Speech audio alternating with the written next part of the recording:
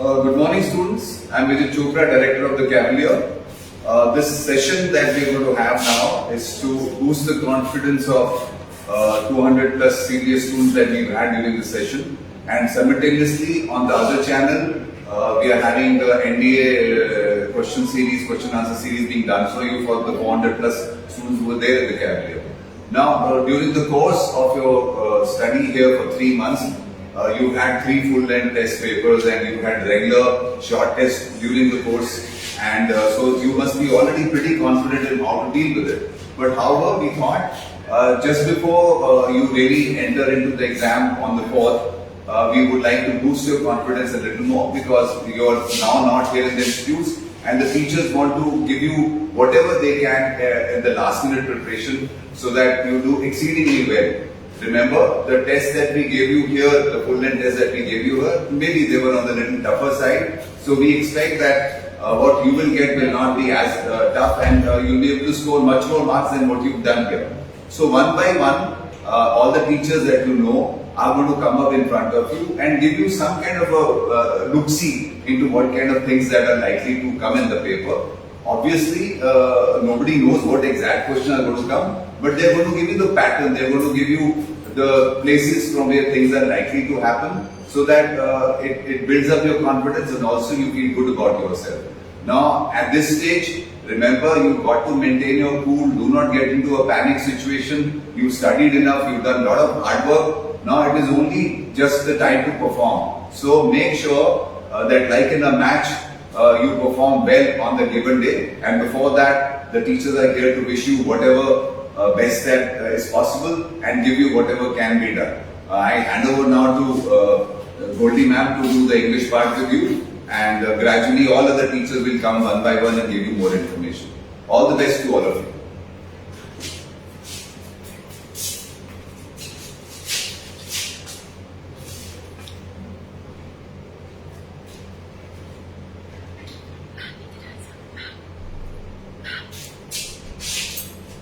Hello and very good morning to all the students here. Thank you, sir, for welcoming me back into this. And today we are here to discuss certain important things related to your CBS exam. As you all of the students know that we have discussed this time and again. So today is the final day before we move on further, and we just discussed certain important topics that we are going to move across and move in and find out what is to be done. Now, as far as you all know that there are 120 questions which are going to be asked in the paper, and once we talk about those 120 questions, what are the important topics of English and what are these and how do you approach them? I will also be discussing certain important questions with you so that whatever fear there is in your mind vanishes and you give the paper with a very positive outlook and you come out with your flying colors. Now, before we move on further, just let us look at what are the things that are being asked. Now, when we are looking at all these questions here, you know that there is grammar, in which we have spotting errors, we have fill-ups, we also have our vocabulary, and we also have our comprehension. Now, this is basically that I have divided the paper. Apart from that, you have ordering of sentences, close comprehension, parts of speech, etc. Now, once we are talking about spotting errors, what is the main thing that we are trying to look across? The first and foremost that each one of you needs to understand is that majority of the questions are going to be asked on verb sentences. Now, the questions could be related to anything of verbs, be it of helping verb, be it of modal, be it of subject-verb agreement, be it of tenses or any other kind. So, majority of your questions in spotting errors is going to be on verbs and tenses. Next one we move across, we all know that preposition is a very important topic, and most of the questions that you will find will be on prepositions. Next, when we are looking at, we are talking about adjectives. Now, when we are talking about adjectives, questions could be on adjectives, question could be on determiners, question could be on degrees of comparison or difference between certain adjectives. And then we move on to the next most important topic, articles. Now, articles, omission of articles, the article used once, the article used twice, so on and so forth. Now, you have had enough practice in all these 4 topics. And once you are looking at spotting errors, try to find out the errors from any of these 4 topics. And then move across to your rest of the topics, be it nouns, pronouns or anything. Now, without wasting your further time, because all of you have to study also, let me just discuss certain important questions which we have already discussed earlier also. Now, these are some of the questions that are here. Now, these are the idioms and phrases, and like I have told you time and again, the question is how to come across to the answer. Whether it is given in isolation, like it is given here, or whether it is given in a sentence. So I have always told you, try and hit and eliminate all the options that are given here. Now if you see the sentence here, the idiom that is given here is a paper tiger. Now we all know that a paper is something that can be crumpled and a tiger is something which is very powerful. So we cannot say that the answer is a daredevil. We cannot say people who campaign for the protection of tigers. We cannot say person or organization that acts like a tiger. So we are only left with answer A, that is a person or organization that appears powerful but actually is not. Once we are moving on to the next question, the question says lily liver. Now what is lily liver? Now liver is something which is a very weak organ. So when we are saying brave and courageous, we cannot have the answer. We cannot have outrageous also. So we are not going to move across as such. So the answer is going to be not brave at all.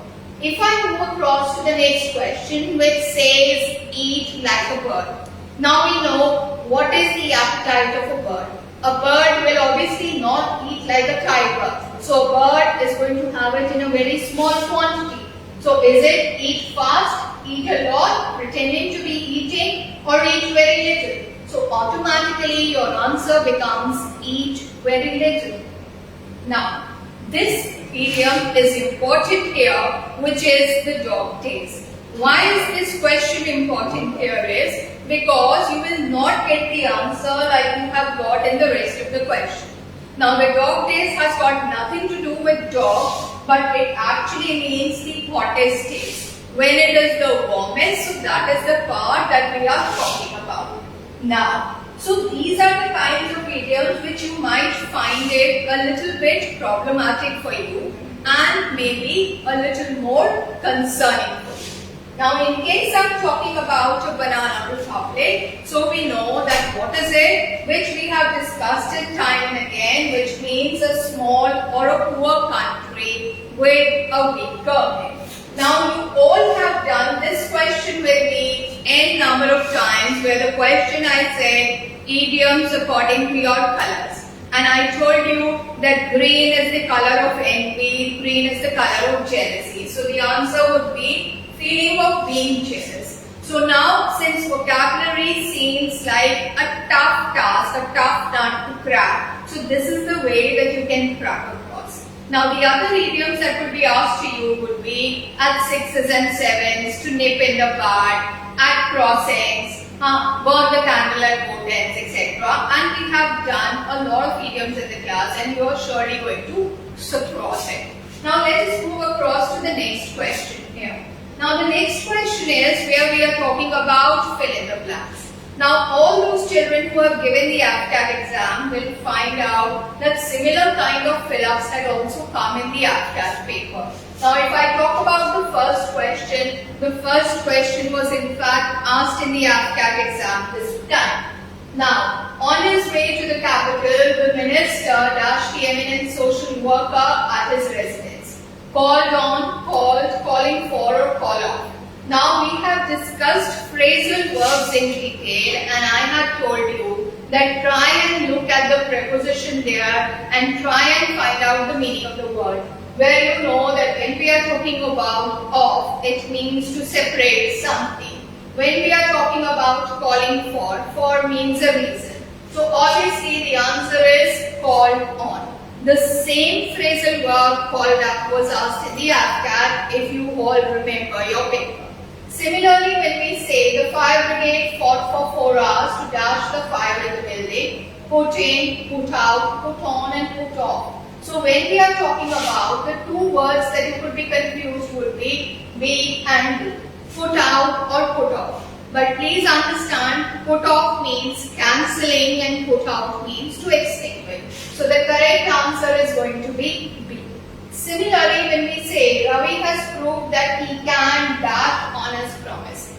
Now when we are looking at the word on, we need to know that we cannot use through, out or off. So we are only left with the option C, that means carry on his promise. So this is the way that you need to try and find out the answers to the questions that we are going across.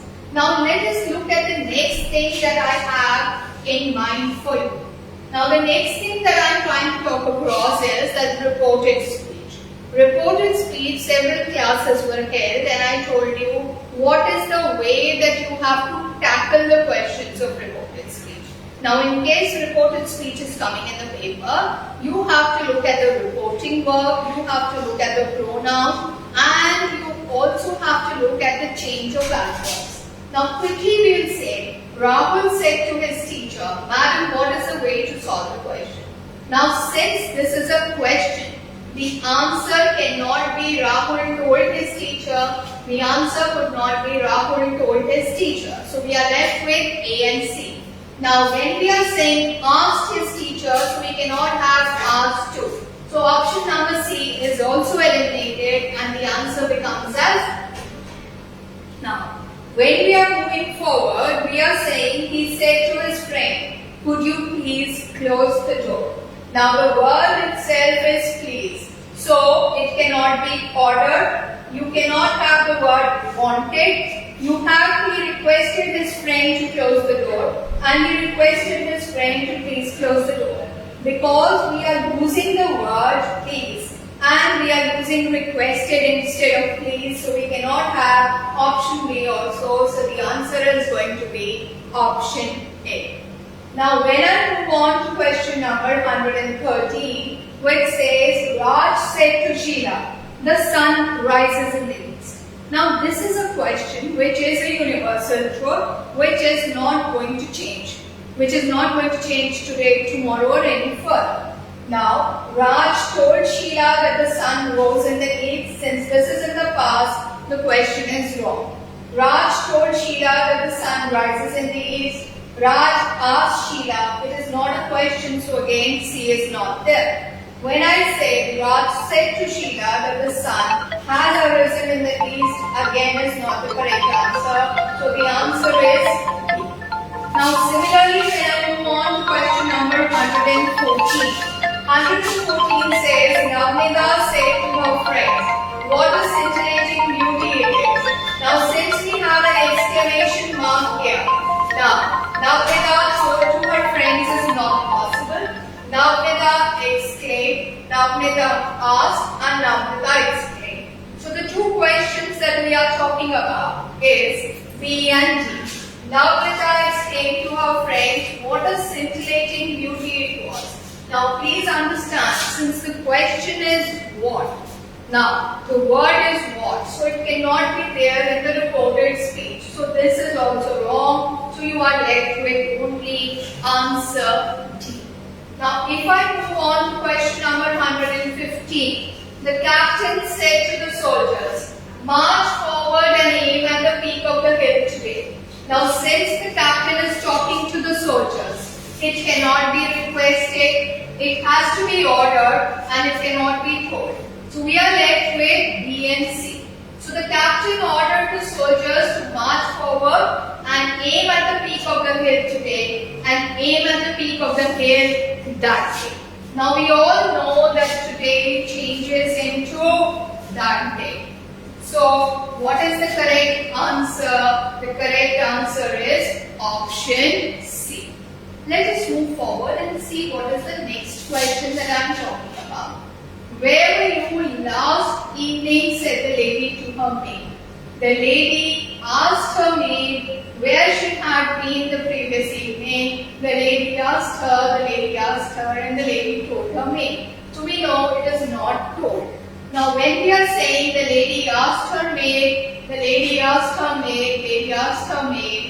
she had been the previous evening, where she had been the evening before, and where she had been happening in the last evening. So when you know it is last, the word that changes is previous evening. So the answer that we are getting is this. So this is the way that we need to approach a particular question with relation to your reported speech. Now, if you have seen your reported speech, you would have found that it has been a very simple process to try and score your mark as far as your reported speech is concerned. Now, if I move across to the next question, the next question says, those who sowed the seeds last season will reap the harvest this season, said the leader to her followers.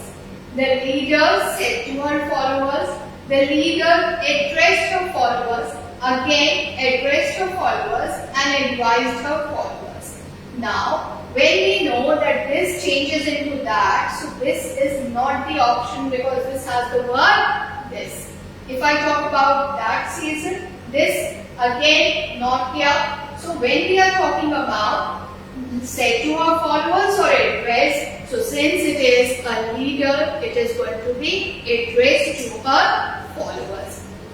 If I move across to the next question, the question says, he said to his manager, could you please pass the bill this week? So since this is a question and the word is please, again it has to be, he requested his manager to pass the bill that week because this has to be changed into that. Now let us move on to question number 19. The village chief said to the villagers, all of us need to adopt new regulations. We will protect our earth forever.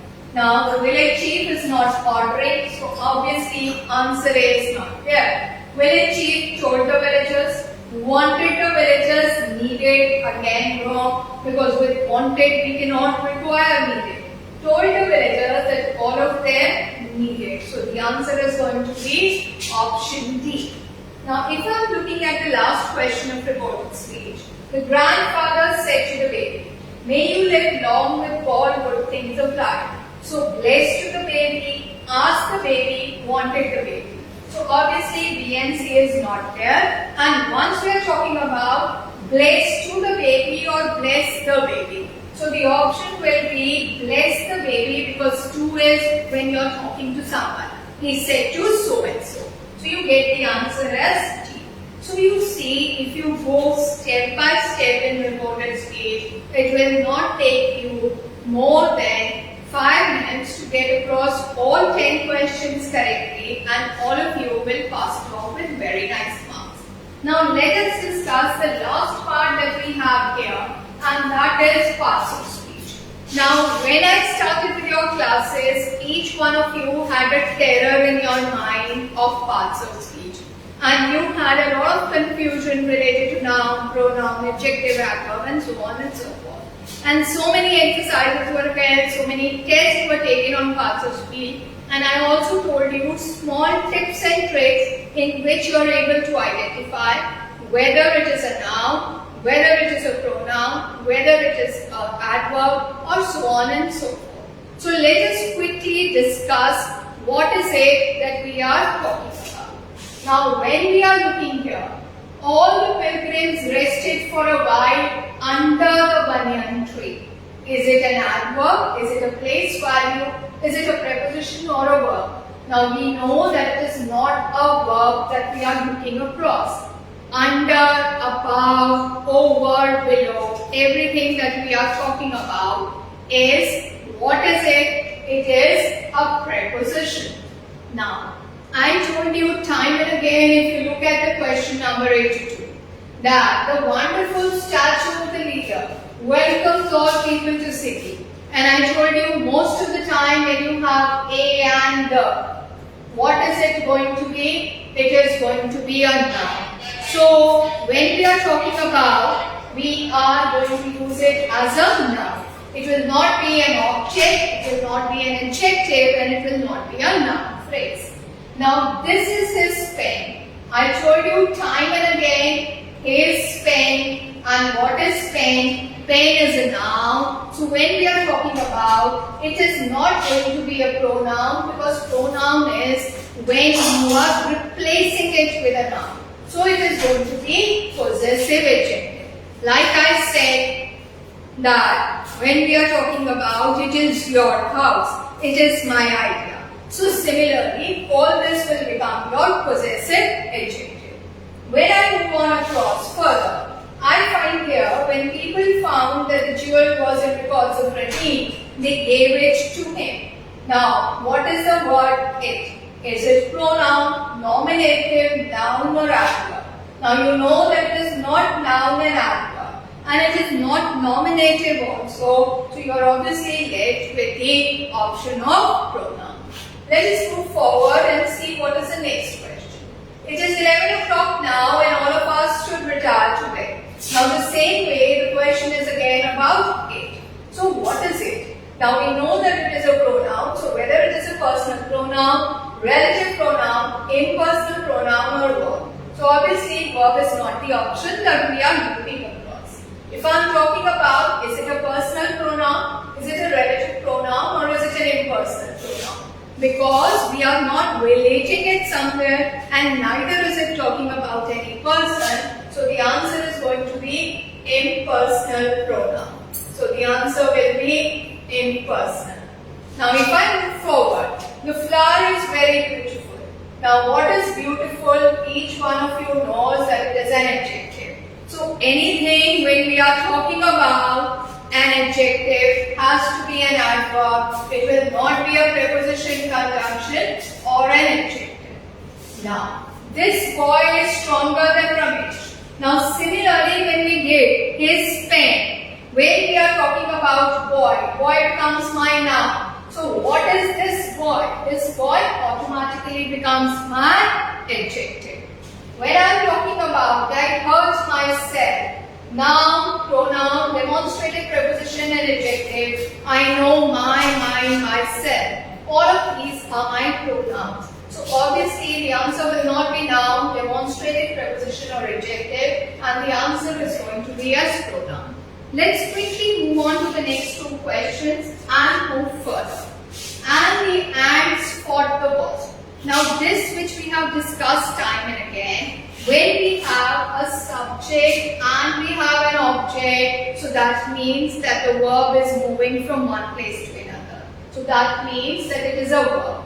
Now if it is a verb, it is obviously not an adjective. Is it a demonstrative verb, transitive or intransitive, which you people have done enough number of times so you know transit means moving from one end to the other. So the verb has to be transitive. It will not be intransitive or demonstrative.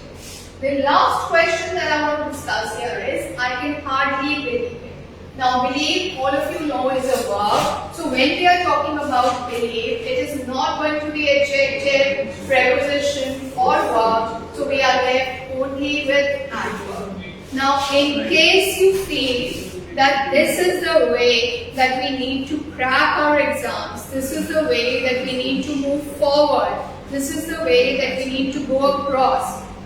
So this is the way that I have discussed certain questions. Now children, please make sure that whatever topics that we have covered, you revise your notes thoroughly. You do not leave anything out in English because English is the most scoring subject in the CBS paper. In case we are talking about English, you can easily score if you go through the notes, if you revise everything and if you do the exercise book thoroughly. Like I have told you n number of times, I would like to repeat it at the end, that please make sure that you have done all your previous year question papers, you have done all your parts and you have not left anything in between. And repeatedly telling you, I have also told you what are those questions which are going to be repeated again and again, which are surely going to be asked. So before wasting any time, I would like to tell you that in spotting errors, for the last time I am telling you that the spotting errors, there is a question which is a word related to your vocabulary, which could be related to your principle, ideal, effect, etc.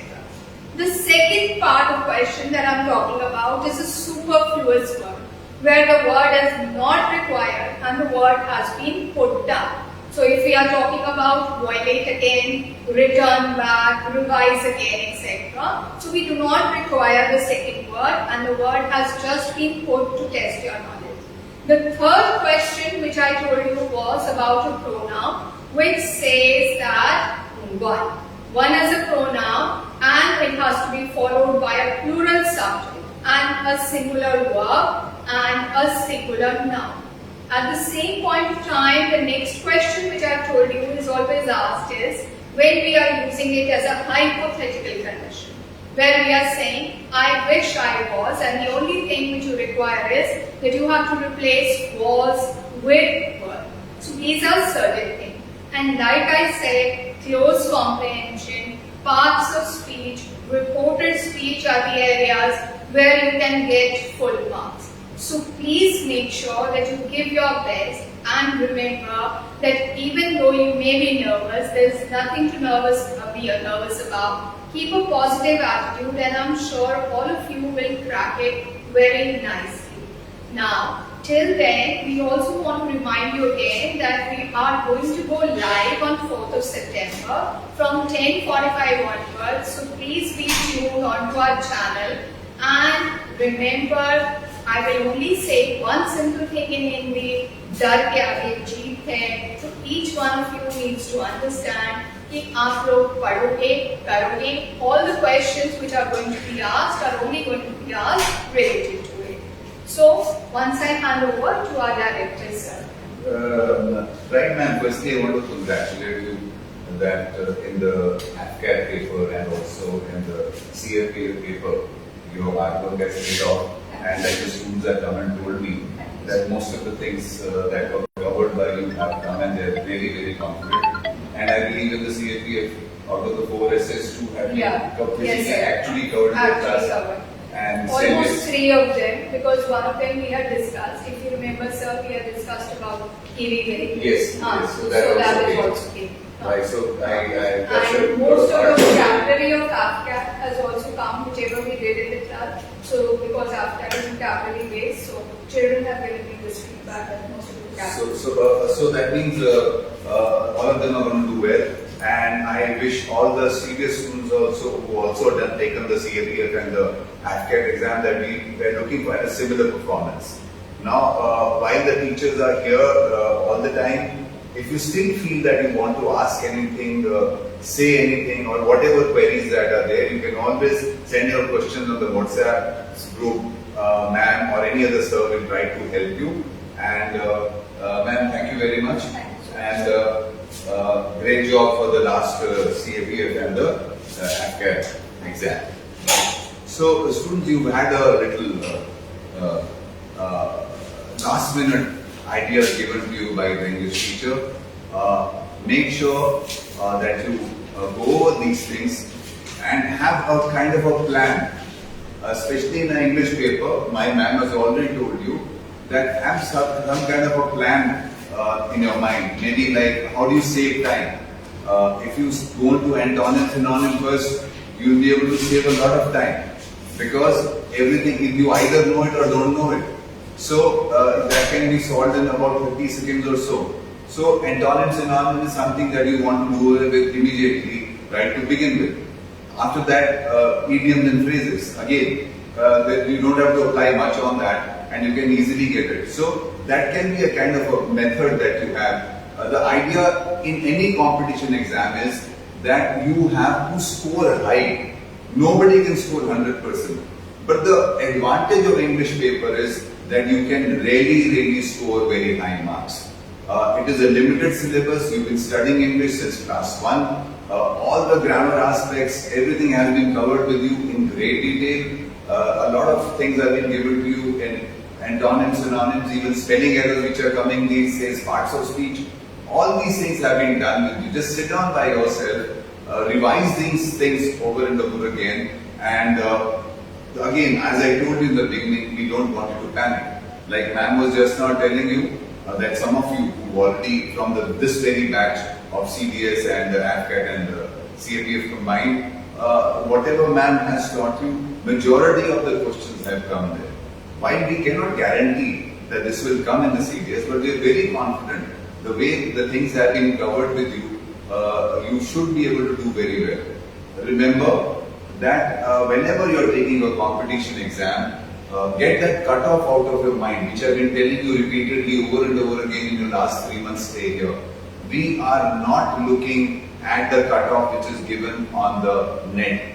We are looking at a cutoff which you have declared in your own mind, and that should be crossing 60% or so. Now that is what it should be in your mind foremost, that you got to get that kind of marks, because if you pass UPSC, you pass your SLB and then you don't come in the merit, it can be very, very heartbreaking, and we get to see such students, right? So now, so when I was getting back to this, that from your English paper, when you do your, especially when you do your intern and synonym and idioms and phrases, spotting the errors, what I would, if I were you, I would solve the ordering of sentence in the paragraph in the last, because that is very time consuming. So don't do that in the beginning. And I'm sure you've done this kind of a practice while you're here. As ma'am has told you, go over the previous papers again. Now that is English paper. Now the maths sir is going to be also here, and the general studies teachers are also going to be here by and by, and they'll be giving you last minute tips as to what you can do. Shekhar sir is presently with the NDA students. He's just finished the kind of session that we are having with you here. And again, in the AFCAT paper which has happened recently, sir, Shekhar sir, please come here. Sir, in this AFCAT exam, how many questions people have solved and how many were there actually what you had already done in this work? Usually, it's not about this time, it's about every time. 20 questions come in your AFCAT math segment.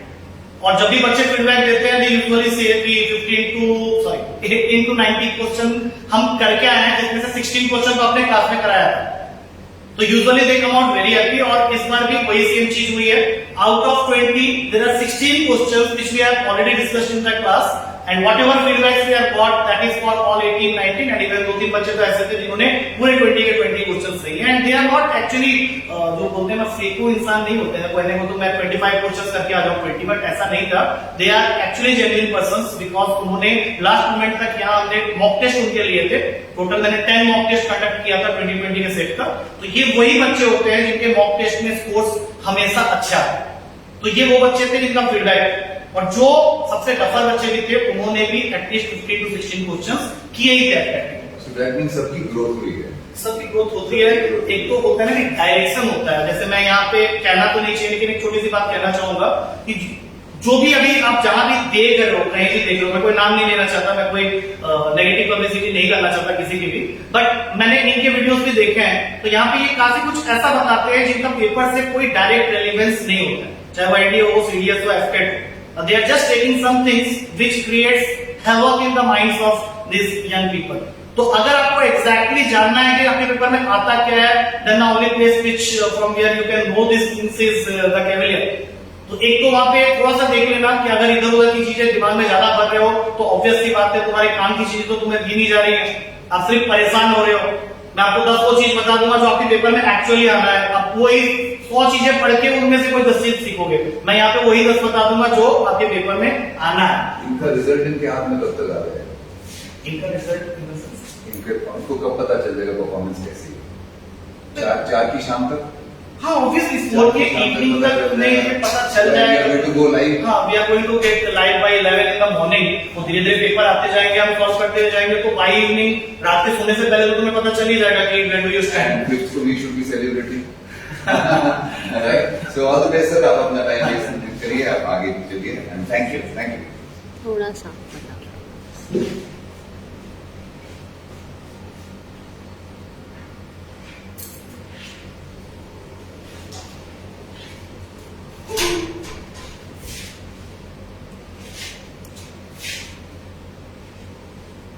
Thank you, sir.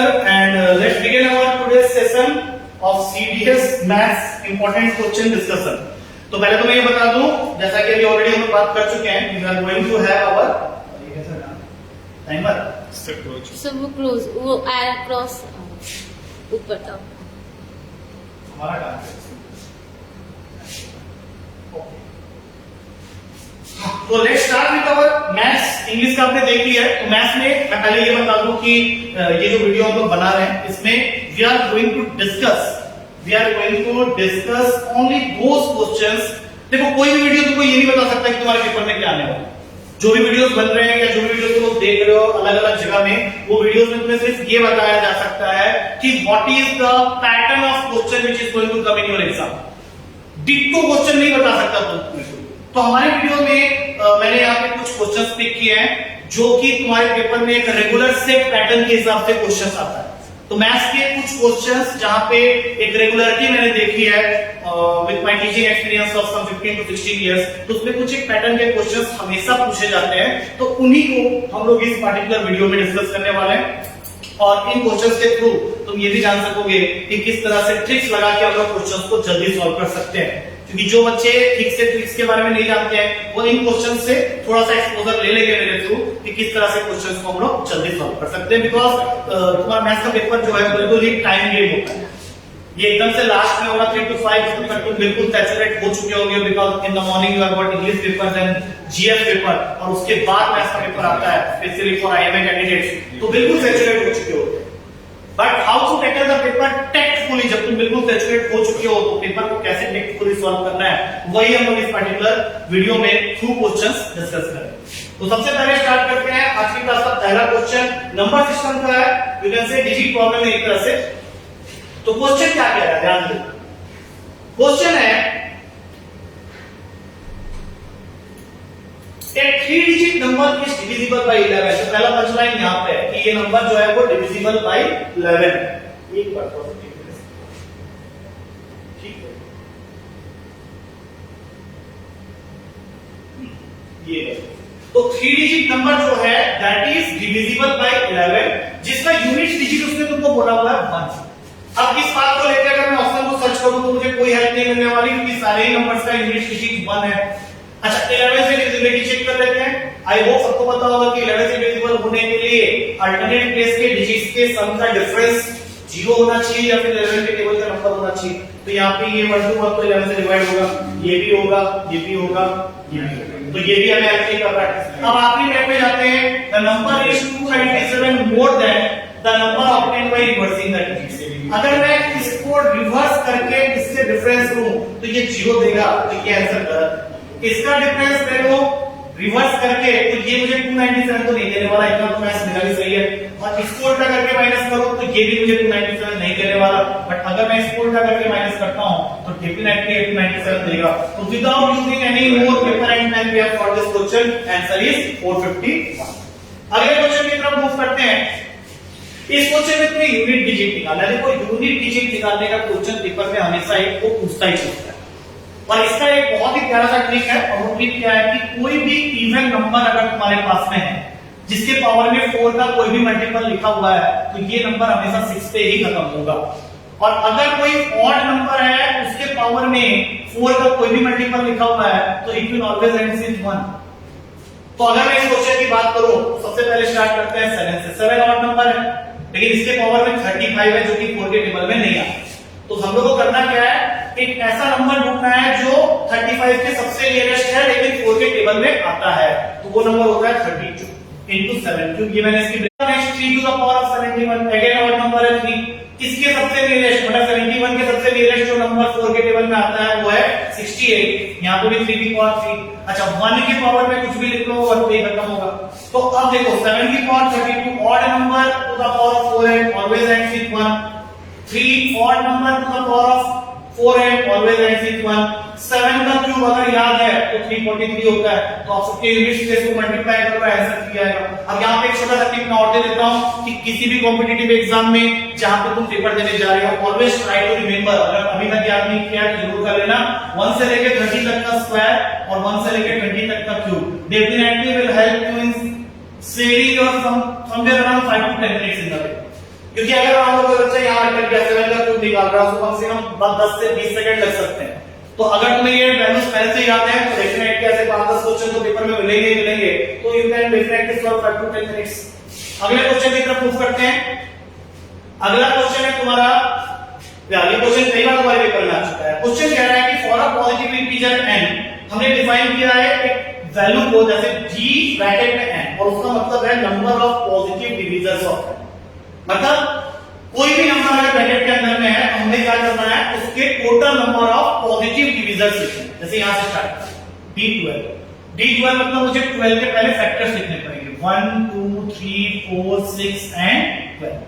अब इनकी गिनती करो, 1 2 3 4 5 6 6 है, तो इस पूरे की value हो गई 6। अब ब्रैकेट के बाहर 2 d और है, तो अब इसको रीड करो। इसका मतलब क्या हुआ, d ऑफ 6 का मतलब हुआ कि number of positive factors of 6 या पॉजिटिव डिविजर्स ऑफ 6, तो 6 के फैक्टर्स लिख लेते हैं, 1 2 3 6 कितने निकले 4, तो इसको हटाओ यहां से, यहां पे लिखो 4। अब हमारे पास में बचा फाइनली d4 का मतलब है 4 के फैक्टर्स क्या होते हैं 1 2 4, इसकी गिनती कर दो, कितने आ गए 3। अब देखते हैं जो ऑप्शन में 3 है नहीं है, मतलब टिक मारो, आगे खत्म है। अगला क्वेश्चन अपना ये ले लेंगे, 16 6 रूट 7 अंडर रूट में पूरा का पूरा a plus b root 7 find करना है b की वैल्यू। अच्छा, इसके लिए इसमें पता होना चाहिए कि कभी भी बीच में माइनस का साइन है ऐसे क्वेश्चंस में, तो ये हमेशा रिड्यूस हो जाएगा इन दिस पर्टिकुलर साइन। और अगर इसके ऊपर में तुमने रूट का साइन डाला हुआ है, तो डेफिनेटली ये तुम्हें देने वाला है a माइनस b का होल स्क्वायर, जो कि अल्टीमेटली तुमको बना देगा a माइनस। तो हम लोग क्या करना है, इस वैल्यू को रूट से बाहर निकाल के इक्वेट कर देना है इस फॉर्मूला के साथ। अब try to identify the like terms. Like terms का मतलब होता है एक जैसे दिखने वाला, जो कि यहाँ पे है a square plus b square, जो कि 16 के इक्वल करेंगे, और यहाँ पे है 2ab, जिसको इक्वेट करेंगे 6 रूट 7 के साथ। अब ये 2 इसको कट कर देगा 3 में, मतलब a हो गया 3, b हो गया रूट 7। अब यहाँ पे एक रूल हमेशा बना लेना कि a और b डिसाइड करते समय a की वैल्यू हमेशा b से बड़ी होनी चाहिए। तो a हो गया 3, b हो गया रूट 7। साथ में ये भी चेक करो कि क्या ये इस इक्वेशन को सेटिस्फाई कर रहा है। I hope you can easily check it. 3 का स्क्वायर 9, रूट 7 का स्क्वायर 7, 9 का 7 16 खत्म कहानी। इसका मतलब है कि ये पूरी वैल्यू जो है वो इक्वेट हो जाएगी 3 माइनस रूट 7 के साथ। लेकिन ये किसके साथ, ओरिजिनल क्वेश्चन में इक्वेटेड है, तो वो इक्वेटेड है a प्लस b रूट 7 के साथ। तो अगर मुझे कोई पूछे व्हाट इज a, मैं बोलूंगा कि मेरे से कोई पूछे व्हाट इज b, तो 1 बार बोलना, आंसर होगा -1, क्योंकि b की जगह यहाँ पे माइनस है, बाकी रूट 7 तो कैंसिल हो जाएगा। अगला क्वेश्चन तुम्हारा आ रहा है इसी लिस्ट में ये। अब देखो ये क्वेश्चन अगर कोई भी बच्चा बिना ट्रिक के करने जाएगा, तो definitely is going to take 2 minutes, 1.5 minutes. जल्दी करना चाहते हो, एक ट्रिक बता देता हूं, कोई भी ऐसा क्वेश्चन इस पैटर्न में आया तो आराम से कर सकते हो। पैटर्न क्या है, ट्रिक क्या है, इसको दे दो वैल्यू 1 प्लस 1 का स्क्वायर 2, p की वैल्यू आ गई। अब ये पूरा थ्रू क्वेश्चन में रहेगा, तुमको जो फाइंड करना है उसमें भी x की जगह 1 डालो, आंसर आ रहा है 2। ऑप्शन में p के टर्म्स में सारे आंसर दिए हुए हैं, तो तुमको सिर्फ ये चेक करना है कि p के जगह 2 डाल के कौन सा आंसर मुझे 2 देगा। पहला तो बिल्कुल नहीं देगा, इसमें आ जाओ ये 0 दे रहा है, इसमें आ जाओ ये भी नहीं देगा, इसमें आ जाओ ये बिल्कुल देगा। देखो यहाँ पे 2 माइनस 1 अंडर रूट का 2 प्लस 2 ये दे रहा है, बिल्कुल 2 दे रहा है, बिल्कुल सही आंसर है, कहानी खत्म, कुछ नहीं करना। अगला क्वेश्चन ले लेते हैं। अगला क्वेश्चन आ गया परसेंटेज। अभी परसेंटेज के क्वेश्चन ये बहुत ही ऐसे क्वेश्चन है जो रेगुलर इंटरवल में तुम्हारे पेपर में पूछे जाते हैं। 3 लोग हैं A, B and C, 3 persons are there A, B and C, इनके इनकम के परसेंटेज को कंपेयर करना है। ऐसे क्वेश्चन का एक रूल बना लो आपसे कि जब भी ऐसा क्वेश्चन आएगा मैं C को 100 दूंगा। अब क्वेश्चन को पीछे से रीड करो, B की इनकम C से 25% कम है और मैंने C को वैल्यू दे रखी है 100, तो सीधी सी बात है B 75 होगा। अब ये तो कोई भी बता सकता है कि अगर B की सैलरी C से 25% कम है और C को मैंने 100 रुपए की सैलरी बढ़ाई है, तो B का हो गया 75। अब A क्या है, B से 20% ज्यादा है, 75 का 20% मतलब उसका 1/5 15 होता है, तो 75 से 15 ज्यादा कर लो, कितना हो गया, A की सैलरी 90 है। क्वेश्चन का लास्ट टाइम मुझसे क्या पूछ रहा है, What percent less this A's income from C's income? A की इनकम अगर 90 आई है और C की 100 आई है, तो A का इनकम C से कितना परसेंट कम है भाई, सीधा दिख रहा है 10% कम। अगला क्वेश्चन मूव करेंगे तुम्हारे पास में। अब ये जो क्वेश्चन होते हैं जहां पे एक चीज बढ़ रही है, दूसरी घट रही है, दूसरी बढ़ रही है, पहली घट रही है, ऐसे क्वेश्चन को करने का एक सिंपल सा फॉर्मूला होता है plus minus x plus minus y plus minus xy upon 100। अब ऐसा जो मैंने बोल तो दिया, लेकिन कंडीशन अप्लाई ये होता है कि ये फॉर्मूला तुम क्वेश्चन में लगा सकते हो जहां पे 3 चीजें आपस में लीनियरली डिपेंडेंट। अब ये लीनियरली डिपेंडेंट क्या होता है ये पूछ सकते हो। यानी ये फॉर्मूला में पढ़ा था रेक्टेंगल का area is equal to L into B। मैं ये कह सकता हूं कि area is directly proportional to L area is directly proportional to B linearly. तो यहाँ पे एक्सपेंडिचर जो होता है, एक्सपेंडिचर मतलब जो तुम खर्च करते हो, that is always equals to price into consumption. लिख लें यहाँ पे, डिमांड से ज्यादा अच्छा होगा कंजम्पशन। सोच के देखो कि मैंने क्या बोला तुमको, कोई भी प्रोडक्ट का प्राइस और उसका कंजम्पशन का प्रोडक्ट जो होगा, क्या वो किसी फैमिली के किसी भी गुड का एक्सपेंडिचर डिसाइड करेगा? तो अगर मैं इसका एक फॉर्मूला बना सकता हूं जो कि क्वाइट रेलेवेंट है, area equals to L into B के साथ में, तो फिर मैं इस क्वेश्चन को इसी कांसेप्ट से सॉल्व कर सकता हूं। मुझे सिर्फ इतना देखना है कि क्वेश्चन में जो प्राइस है, जो इंक्रीज इन प्राइस, प्राइस क्या है को मैं मान लेता हूं x। तो प्राइस को अगर मैंने x मान लिया तो वो 25% क्या हो रहा है, इंक्रीज हो रहा है। तो इस फॉर्मूला में यहां लिख लो +25। और इससे अगर तुम प्राइस बढ़ाओगे तो ऑब्वियसली कंजम्पशन कम होगा। तो कंजम्पशन कितना कम हो गया है, 12%। यहाँ पे लिखो -12। अब आखिरी टर्म जो है वो बनेगा +25 -12 + x × y, तो ये हो गया -300/100%। और यही तुम्हारा फाइनल आंसर बन जाएगा। What is the net impact on expenditure? तो एक्सपेंडिचर का यहाँ पे आंसर तुम देख सकते हो, यहाँ पे 3 आएगा, 25 - 12 13 होता है, 13 - 3 10%। और अगर ये प्लस में आ रहा है तो इसका मतलब है कि एक्सपेंडिचर बढ़ा है 10%। अगले क्वेश्चन की तरफ चलेंगे। अगला क्वेश्चन है तुम्हारा SP of foreign items is equals to CP of foreign items। दो तीन तरीके हैं इस क्वेश्चन को करने के, मैं सबसे आसान वाला तरीका बताता हूं। SP into foreign is equals to CP into foreign, क्योंकि ऑफ का मतलब प्रोडक्ट होता है। यहां से तुम लिख लो SP upon CP is equals to foreign upon foreign। अब ये तो सबको ही पता होगा कि SP अगर CP से ज्यादा होता है तभी प्रॉफिट होता है, और प्रॉफिट परसेंट निकालने का फॉर्मूला होता है प्रॉफिट अपॉन CP into 100। तो यहां पर तुम देख सकते हो SP है 5n, CP है 4n, तो SP CP से बड़ा हो गया। अब प्रॉफिट निकालने का फॉर्मूला क्या होता है, SP - CP अपॉन CP। ये बहुत बेसिक चीजें हैं। तो SP है 5n के इक्वल, CP है 4n के इक्वल, तो ऊपर आ गया n और CP के जगह 4n into 100। आंसर आ चुका है तुम्हारे पास 25%। कोई भी ऐसा क्वेश्चन इस पैटर्न में आए, इसी ट्रिक से तुम फटाक से कर सकते हो। अगला क्वेश्चन आ रहा है तुम्हारे पास में ये, At what rate % per annum calculated in SI? Simple interest में तुमने कुछ पैसे रखे हैं जो कि 10 साल में डबल हो जा रहे हैं, तो उसका रेट ऑफ इंटरेस्ट क्या होगा? रेट ऑफ इंटरेस्ट निकालने के लिए ना यहाँ पे ट्रिक होती है, R is equals to n-1/t into 100। कोई भी ऐसा क्वेश्चन आए तो तुम ये ट्रिक लगाओ, क्वेश्चन सॉल्व। यहाँ पे n क्या है कि तुम्हारा पैसा कितने टाइम्स हो रहा है, तो डबल हो रहा है तो n हो गया 2। कितने साल में हो रहा है, 10 साल में हो रहा है, तो t हो गया 10 into 100। ये तुमको सीधा सीधा रेट दे देगा और यहाँ से तुम रेट निकाल सकते हो 10% का ऑप्शन यहाँ पे सीधा। अगला क्वेश्चन आ रहा है अपना, इफ अ मैन और टू वुमेन और 3 बॉयज, टाइम का क्वेश्चन है, बहुत बार आया हुआ है हमारे पेपर में। इसको बोलते हैं कंपैरिजन ऑफ एफिशिएंसी। 1 मैन बराबर है 2 वुमेन के और वो 2 वुमेन बराबर है 3 बॉयज। मतलब मैन को हमेशा इस तरह के क्वेश्चन में सुपीरियर पावर माना जाता है। तो 1 मैन बराबर है 2 वुमेन के और वही मैन बराबर है 3 बॉय के। तो पहला काम यही कर लो कि एक वुमेन को मैन के फॉर्म में एक्सप्रेस कर लो, जो कि होगा हाफ मैन। और फिर उसी तरह से 3 बॉय अगर एक मैन के बराबर है तो एक बॉय को एक्सप्रेस कर लो मैन के फॉर्म में, दैट इज 1/3 मैन। अब क्वेश्चन क्या कह रहा है कि एक आदमी 55 डेज में काम कर सकता है। टाइम एंड वर्क का सबसे इंपॉर्टेंट रूल जिसको बोलते हैं चेन रूल, यूज करना स्टार्ट करो। एक आदमी कितने दिन में काम कर सकता है, 55 दिन में कर सकता है। अब तुम्हारा क्वेश्चन तुमसे क्या पूछ रहा है कि अगर मैं एक आदमी, एक औरत और एक बच्चे को काम करवाऊं, साथ में वो काम कितने दिन में होगा? क्या होगा यार, एक आदमी तो एक आदमी है, एक औरत की जगह में लिखो हाफ, एक बच्चे की जगह में लिखो 1/3, और फिर ये कितने दिन में काम करेंगे डी। बाकी कैलकुलेशन है जो कि तुम आराम से कर लोगे। अगर तुमको बेसिक मैथ्स आता है, 6 + 3 + 2 11 होता है, 11 इसको काट देगा 5 में, डी कितना आ गया 30 डेज। मतलब ये अगर तीनों एक साथ काम कर ले तो काम 30 डेज में खत्म हो। अगला क्वेश्चन, क्या चीज है ये? कुछ नहीं करना है इसमें, बहुत सारे तरीके अवेलेबल है। सीधा देखो, दिमाग लगाओ, a - b upon a + b 1/5 के इक्वल है। भाई मुझे लगता है a की जगह 3 और b की जगह 2 रखते ये काम खत्म हो जाएगा। सॉल्व करने की जरूरत नहीं है, क्रॉस मल्टीप्लाई किया, कुछ किया, वो किया, कुछ मत करो। सीधा a को रखो 3, b को रखो 2।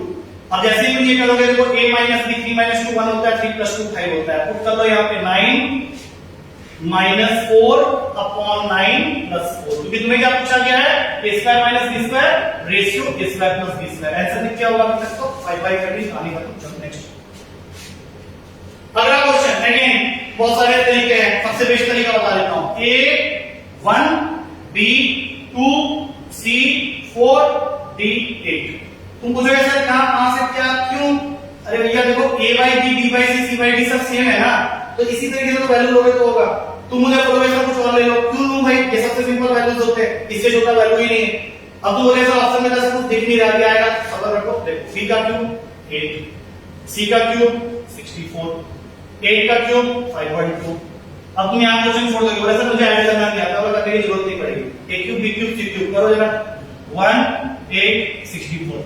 अब तुम बोलोगे सर करना तो पड़ेगा, बोला नहीं अभी भी नहीं जरूरत पड़ेगी, 8 कॉमन ले लो, 1 8 64 आ रहा है, और नीचे देखो क्या है 1 8 64, काटो क्या आ गया 8 by 1। तुम बोलोगे सर ऑप्शन में नहीं है, मैं बोलूंगा आ गया ऑप्शन, देखो D तुमने किसको माना था 8 को, A तुमने किसको माना था 1 को, ऑप्शन पे D by 8 आ गया।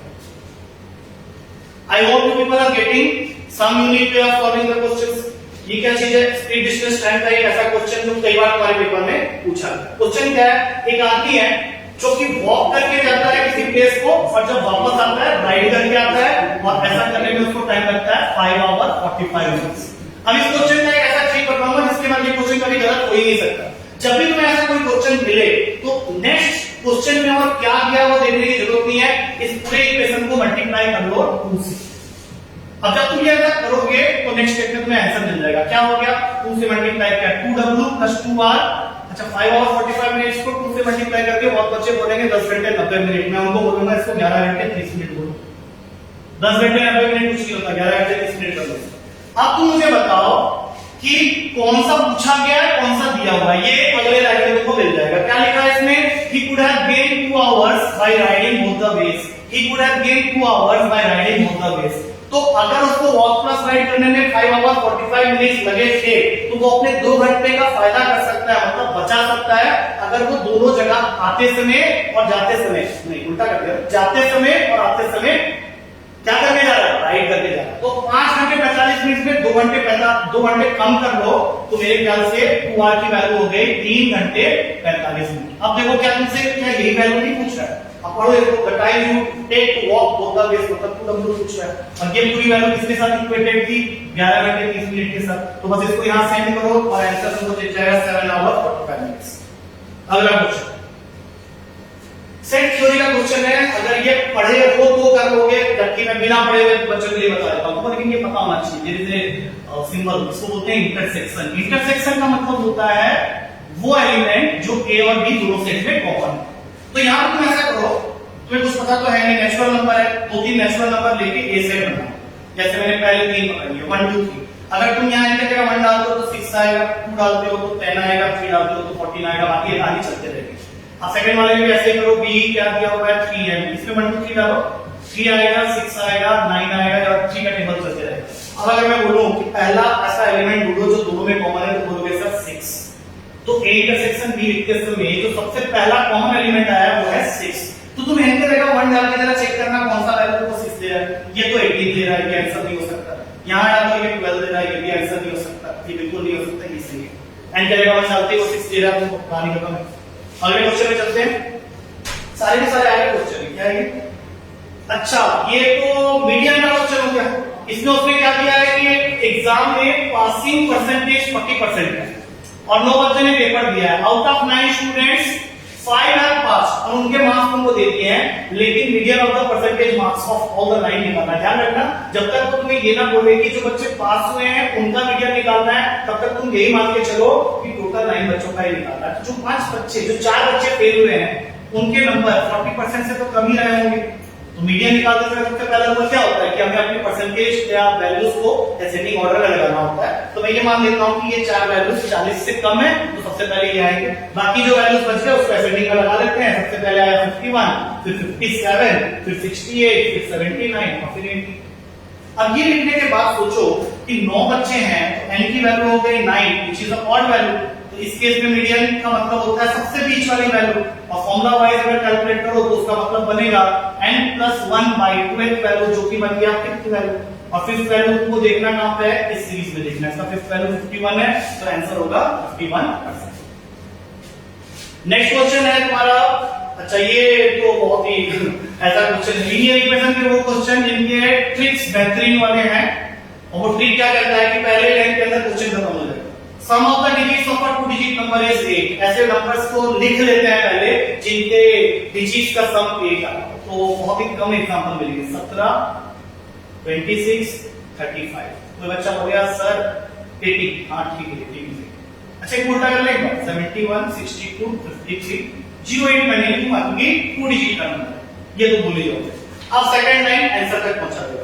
Difference between the number and the number form by reversing the digits is 18। मतलब इसमें से उस पेयर को पकड़ लो जिनके बीच का डिफरेंस 18 का है। इनके बीच का डिफरेंस 18 का नहीं हो सकता, इनके बीच का डिफरेंस 18 का नहीं हो सकता, इनके बीच का डिफरेंस 18 का है। तो बस यही है तुम्हारा आंसर। और तुमको उसमें क्या पूछा है, what is the difference between the digits of the original number. तो 35 के डिफरेंस बिटवीन द डिजिट्स का वैल्यू टू आएगा। कहानी खत्म।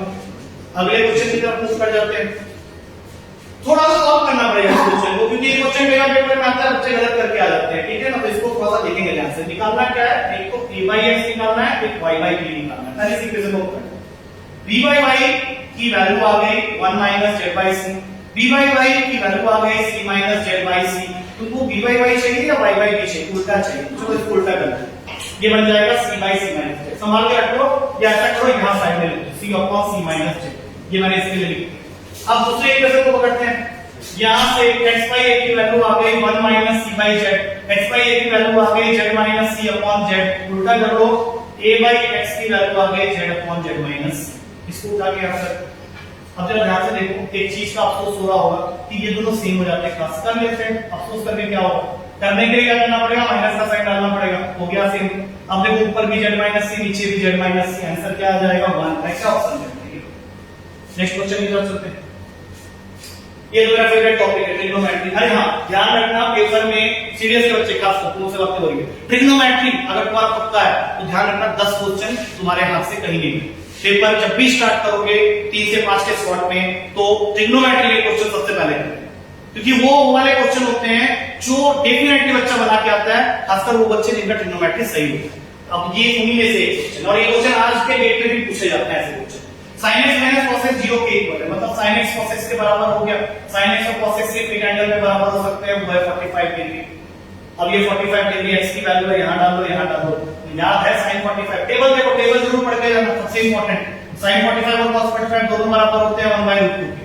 1/√2 के पावर में 4 कितना होगा 1/4। ये भी 1/4, तो 1/4 जुड़े 1/2 है। ऑप्शन में क्या सही है। नेक्स्ट क्वेश्चन, सेम फॉर्मूला बनाने बैठ जाना। थीटा को वैल्यू दे दो 0 डिग्री के लिए, खत्म हो जाएगा। थीटा का 0, sin 0 0, ये 0, cos 0 1, आंसर आ गया। छोड़ दो। नेक्स्ट क्वेश्चन क्या दिया हुआ है, हाँ ये क्वेश्चन था, देखा इसको, हाइट एंड डिस्टेंस के क्वेश्चन दो आते हैं। कर पाए तो करना, टाइम वेस्ट मत करना। ये बहुत बार पूछा हुआ है इस तरह के क्वेश्चन, देखो मैं फिगर बना दूं। 2 हाउसेस, यहां पे ये house number A, house number B are collinear with the base of the tower. सीढ़ी को मैं मान लेता हूं टावर, उसके बेस के साथ में 2 हाउस कोलिनियर है। पहला house at a distance of 3 metre, दूसरा house at a distance of 12 metre. Okay, और क्या दिया है, the angles of elevation of these 2 houses of the top of the tower are complementary. मतलब ये एंगल और ये एंगल एक दूसरे के कॉम्प्लीमेंट्री है। इसका मतलब अगर मैं थीटा इसको मान लूं तो ये हो जाएगा 90 - थीटा। तुमको निकालना क्या है, हाइट ऑफ द टावर, मतलब h निकालना है। लगाओ इसमें अपना ट्रिग्नोमेट्री। क्या होगा, सबसे पहले छोटा ट्रायंगल ले लो, एक बार तो किए होंगे इस तरह के क्वेश्चन। तो tan थीटा की वैल्यू हो गई h/3। अब ले लो बड़ा वाला ट्रायंगल, tan 90 - थीटा की वैल्यू हो गई h/12। अब tan 90 - थीटा पता होना चाहिए, cot थीटा होता है h/12। tan थीटा h/3 है, cot थीटा h/12 है, दोनों को कर दो multiply. tan theta into cot theta वैसे तो 1 होता है, तो यहाँ पे h/3 into h/12 को 1 के इक्वल करोगे तो क्या नेक्स्ट स्टेप में x² 36 आ जाएगा, जहां से तुमको आंसर मिल गया h + 6। इसका मतलब है कि शॉर्टकट बना लो कि अगर ये डिस्टेंस a है और ये पूरा डिस्टेंस b है और दोनों एंगल कॉम्प्लीमेंट्री हैं, तो आज के बाद कोई भी ऐसा क्वेश्चन आए तो उसमें हाइट जो होगा वो हमेशा उल्टे ही होगा। इससे काम हमारा आसान हो जाएगा। ठीक है, कितने रह गए, 4 से 5 क्वेश्चन और रह गए, करने क्या। तो ये क्वेश्चन ये 3 बार आया तुम्हारे पेपर में, जितना मैं 3 बार ऑलरेडी आ चुका, हो सकता है एक बार चौथी बार भी आ जाए। क्वेश्चन क्या ध्यान से देखना। अब ज्योमेट्री मेंसुरेशन से 35 क्वेश्चंस आते हैं और ये वो क्वेश्चन होते हैं जिनको करके आना वाला क्वेश्चन, और फिर कुछ छोड़ने वाले भी जरूर होते हैं। तो तुम्हारी फिगर में PS, QS, PR ये सब इक्वल दिया हुआ है और एक एंगल और दे दिया TPR, TPR मतलब ये एंगल दिया हुआ है 78 डिग्री का। तुमको क्या निकालना है? PRS निकालना है। चलो स्टार्ट करते हैं। सबसे पहली चीज, अगर ट्रायंगल के दो साइड इक्वल है तो एक ऑपोजिट में जो दो एंगल होंगे वो भी इक्वल होंगे, दोनों को x x ले लो। अब ये दूसरा ट्रायंगल है, इसमें ये दोनों साइड इक्वल है तो इनके ऑपोजिट के ये दोनों एंगल इक्वल होंगे, इनको y y ले लो। अब यहाँ पे इस ट्रायंगल के अंदर मुझे एक थ्योरम दिख रहा है जिसको बोलते हैं एक्सटीरियर एंगल थ्योरम, जिसके हिसाब से इस x की वैल्यू को हम लोग 2y लिख सकते हैं। अब सोचो कि ये वाला एंगल क्या 180 माइनस 2x होगा? इसका सीधा आंसर ये होता है हाँ होगा, बिकॉज़ एंगल्स हम प्रॉपर्टी लगा। तो ये तीनों एंगल जो कि सेम लाइन पे बने हैं उससे एक इक्वेशन रेडी हो गया y plus 180 minus 2x plus 78 is equals to 180 because angles of the same straight line का सम हमेशा 180 होगा। अब पहले ये डिसाइड करो निकालना है x निकालना है ना, तो यहाँ से y की वैल्यू को x के टर्म्स में पहले ही कन्वर्ट करो और ये वैल्यू यहाँ पे डाल दो एंड देन सॉल्व करेंगे, बचेगा 180 तो कैंसिल हो गया। x/2 minus 2x is equals to minus 78, यहाँ से तुम्हारा आ गया minus 3x/2 equals to minus 78, minus minus cancel, 3 से ये कटेगा 26 में x की वैल्यू आ गई 52 डिग्री जो कि अवेलेबल है सोर्स। अगले क्वेश्चन की तरफ मूव करते हैं। अगला क्वेश्चन है, हाँ ये थोड़ा सा अगले बच्चे इस तरह के क्वेश्चन में फंस जाते हैं क्योंकि जो ऑप्शंस हैं उनको लाना होता है। सबको पता है कि वॉल्यूम ऑफ क्यूबॉइड निकालने के समय लेंथ ब्रेड हाइट की जरूरत होती है, जिसमें उसने तुमको लेंथ ब्रेड और हाइट का रेशियो दे दिया है, उस हिसाब से वॉल्यूम इसका हो गया 1x 2x एंड 4x और इसकी वैल्यू सेम होगी विद द क्यूब जिसकी साइड के बारे में कुछ बताया नहीं है, तो इसको a क्यूब मान लेते हैं। तो यहां से a की वैल्यू आ जाएगी 2x। अब तुम्हें सब कुछ पता चल गया है, तुम्हें क्या करना है? Ratio of the length of the diagonal of the cuboid, diagonal of the cuboid का फॉर्मूला होता है अंडर रूट का l² plus b² plus h², जिसमें से l b h की वैल्यू यहां लिखी हुई है, upon volume of the cube का डायगोनल ऑफ द क्यूब का फॉर्मूला होता है √3 into a। तो इसकी वैल्यू इसमें यहां डाल दो, 4x का स्क्वायर हो गया 16x² plus 4x² plus x² और फिर यहां नीचे आ गया √3 into 2x। ये रूट के नीचे ध्यान रखना एक x बाहर आएगा, अंदर रह गया √21 और ये x तो पहले ही बाहर है, इसको अंदर डाल दो, 2 अंदर जाएगा 12 बन जाएगा x गया। अब यहाँ पे प्रॉब्लम होगी, बच्चा यहाँ पे 21/12 देख के ऑप्शन देखेगा डर जाएगा, डरने की जरूरत नहीं है, इसको लिखो 7/4, 4 7 को काटेगा तो 1.75 उसको बना देगा, बस यहाँ तक डिस्टेंस रखने की जरूरत है। अगला क्वेश्चन ले लेते हैं। 3 क्यूब को एक साथ ज्वाइन कर दिया, बहुत बार आ गया है, 3 क्यूब को एक साथ ज्वाइन कर दिया, कुछ ऐसा दिखने को मिलेगा। क्यूब में बनाऊंगा नहीं, 3 क्यूब ऐसे ही ज्वाइन होंगे ना, तो ये 5 ये 5 ये 5, तो ये बन गया हमारे लिए क्यूबॉइड जिसका लेंथ हो गया 5 + 5 + 5 15। बाकी ब्रेड्थ और हाइट दोनों सेम रहने वाले हैं। अब तुमको उसने बोला है find the surface area of the resulting cuboid. एक रूल हमेशा याद रखना, जब तक वो खुद ना बोले हमेशा ये मान के चलो कि सरफेस एरिया का मतलब होता है टोटल सरफेस एरिया। तो तुमको एक ऐसे क्यूबॉइड का टोटल सरफेस एरिया निकालना है, इसका लेंथ ब्रेड्थ हाइट हमारे सामने है। तो टोटल सरफेस एरिया का फॉर्मूला क्यूबॉइड के होता है 2 * LB + BH + HL। अब ये कैलकुलेशन कितनी जल्दी कर रहे हैं? 75 25 75 75 75 ऐड करके 25 ऐड कर दो 350 आएगा। नेक्स्ट क्वेश्चन है, एक रेक्टेंगल है, उसका एक साइड है a, रेक्टेंगल बना लेते हैं, उसकी एक साइड को ले लेते हैं a, इस साइड को ले लो a और इसका एरिया कितना दे दिया 2a²। तो फिर सीधी सी बात है, अगर इसका एरिया 2a² है तो दूसरा साइड जो होगा 2a होगा, इसको ब्रेड बना लेते हैं, इसको लेंथ बना लेते हैं, लेंथ बड़ा होता है ब्रेड से। अब उसने क्या बोला? Find the area of the square having one of the diagonals of the rectangle as side.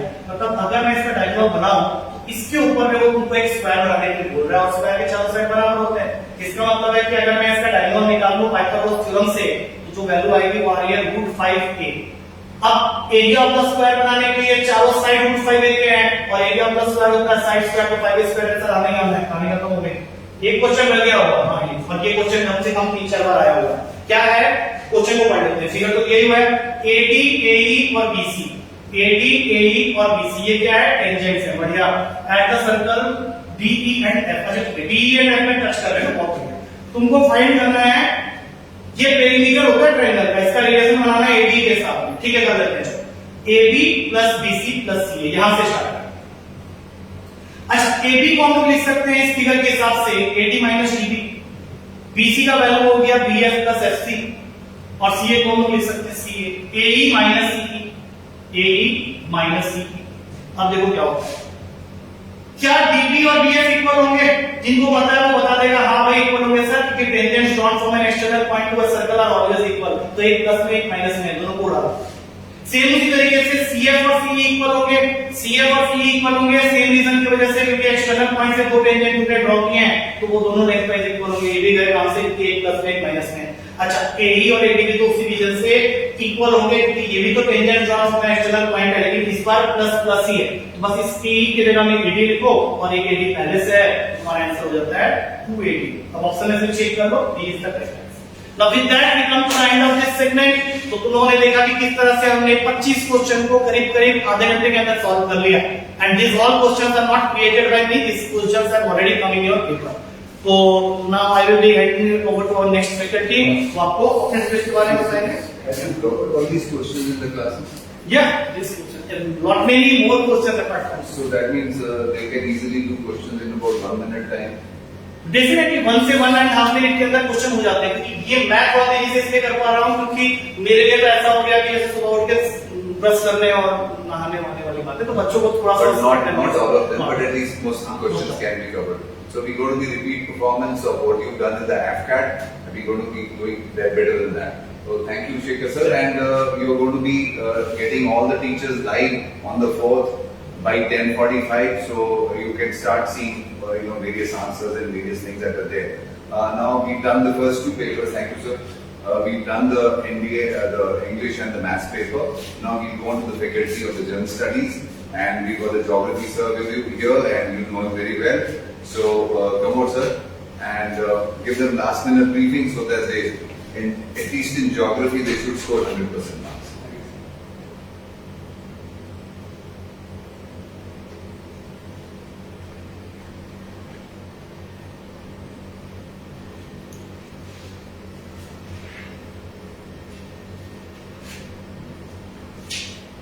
Hello students, I welcome you all to this live session. और जैसा कि आप सभी जानते हैं कि 4 सितंबर को आपका एग्जाम है और सारे फैकल्टी मेंबर्स द कैवेलियर में आप सभी के लिए ऑलमोस्ट सेम लेवल के क्वेश्चंस को लेकर आपके सामने आ रहे हैं, ताकि आपको एक रफ आइडिया हो जाए कि किस तरह के क्वेश्चंस आते रहे हैं और आते रहेंगे और 4 सितंबर को भी आने वाले हैं। तो उसी तरह से मैं आपके सामने ज्योग्राफी के क्वेश्चंस को लेकर आया हूँ।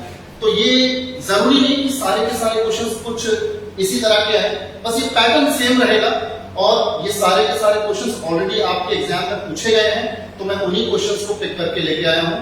एक एक करके सारे क्वेश्चंस को फटाफट से डिस्कस करते हैं। देखिए, जो आपका पहला क्वेश्चन है, ये पहला क्वेश्चन है विली विली।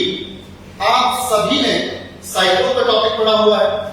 अगर मैं बात करूं साइक्लोन की, तो साइक्लोन को डिफरेंट पार्ट्स ऑफ वर्ल्ड में अलग अलग नामों से जाना जाता है। आप सबको एक रफ आइडिया होगा वर्ल्ड के मैप का, तो मैं आपको एक रफ मैप बना के दिखा देता हूं और वहां पर हम साइक्लोन के जो डिफरेंट नेम्स हैं उनको एक बार मार्क कर लेते हैं, ताकि अगर विली विली के अलावा कोई और भी वहां पर एग्जाम्पल आ जाए तो आप आराम से सॉल्व कर सकें। सपोज करते हैं कि ये हमारा नॉर्थ अमेरिका है, ये साउथ अमेरिका, ये यूरोप है, ये अफ्रीका है, ये एशिया है, ये ऑस्ट्रेलिया है और यहाँ पर अपना अंटार्कटिका है।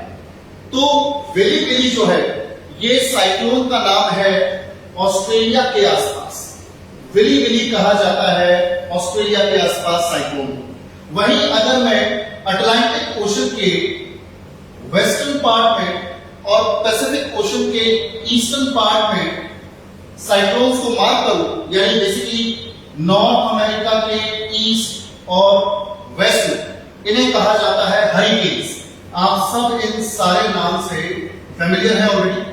तो साइक्लोन्स का अटलांटिक ओशन के वेस्ट में और पैसिफिक ओशन के ईस्ट में हरिकेन्स नाम है। विली विली हो गया ऑस्ट्रेलिया, और इंडिया के आसपास आप देखेंगे तो यहां पर इसे बोला जाता है साइक्लोन, जो कि इसका एक्चुअल नेम साइक्लोन।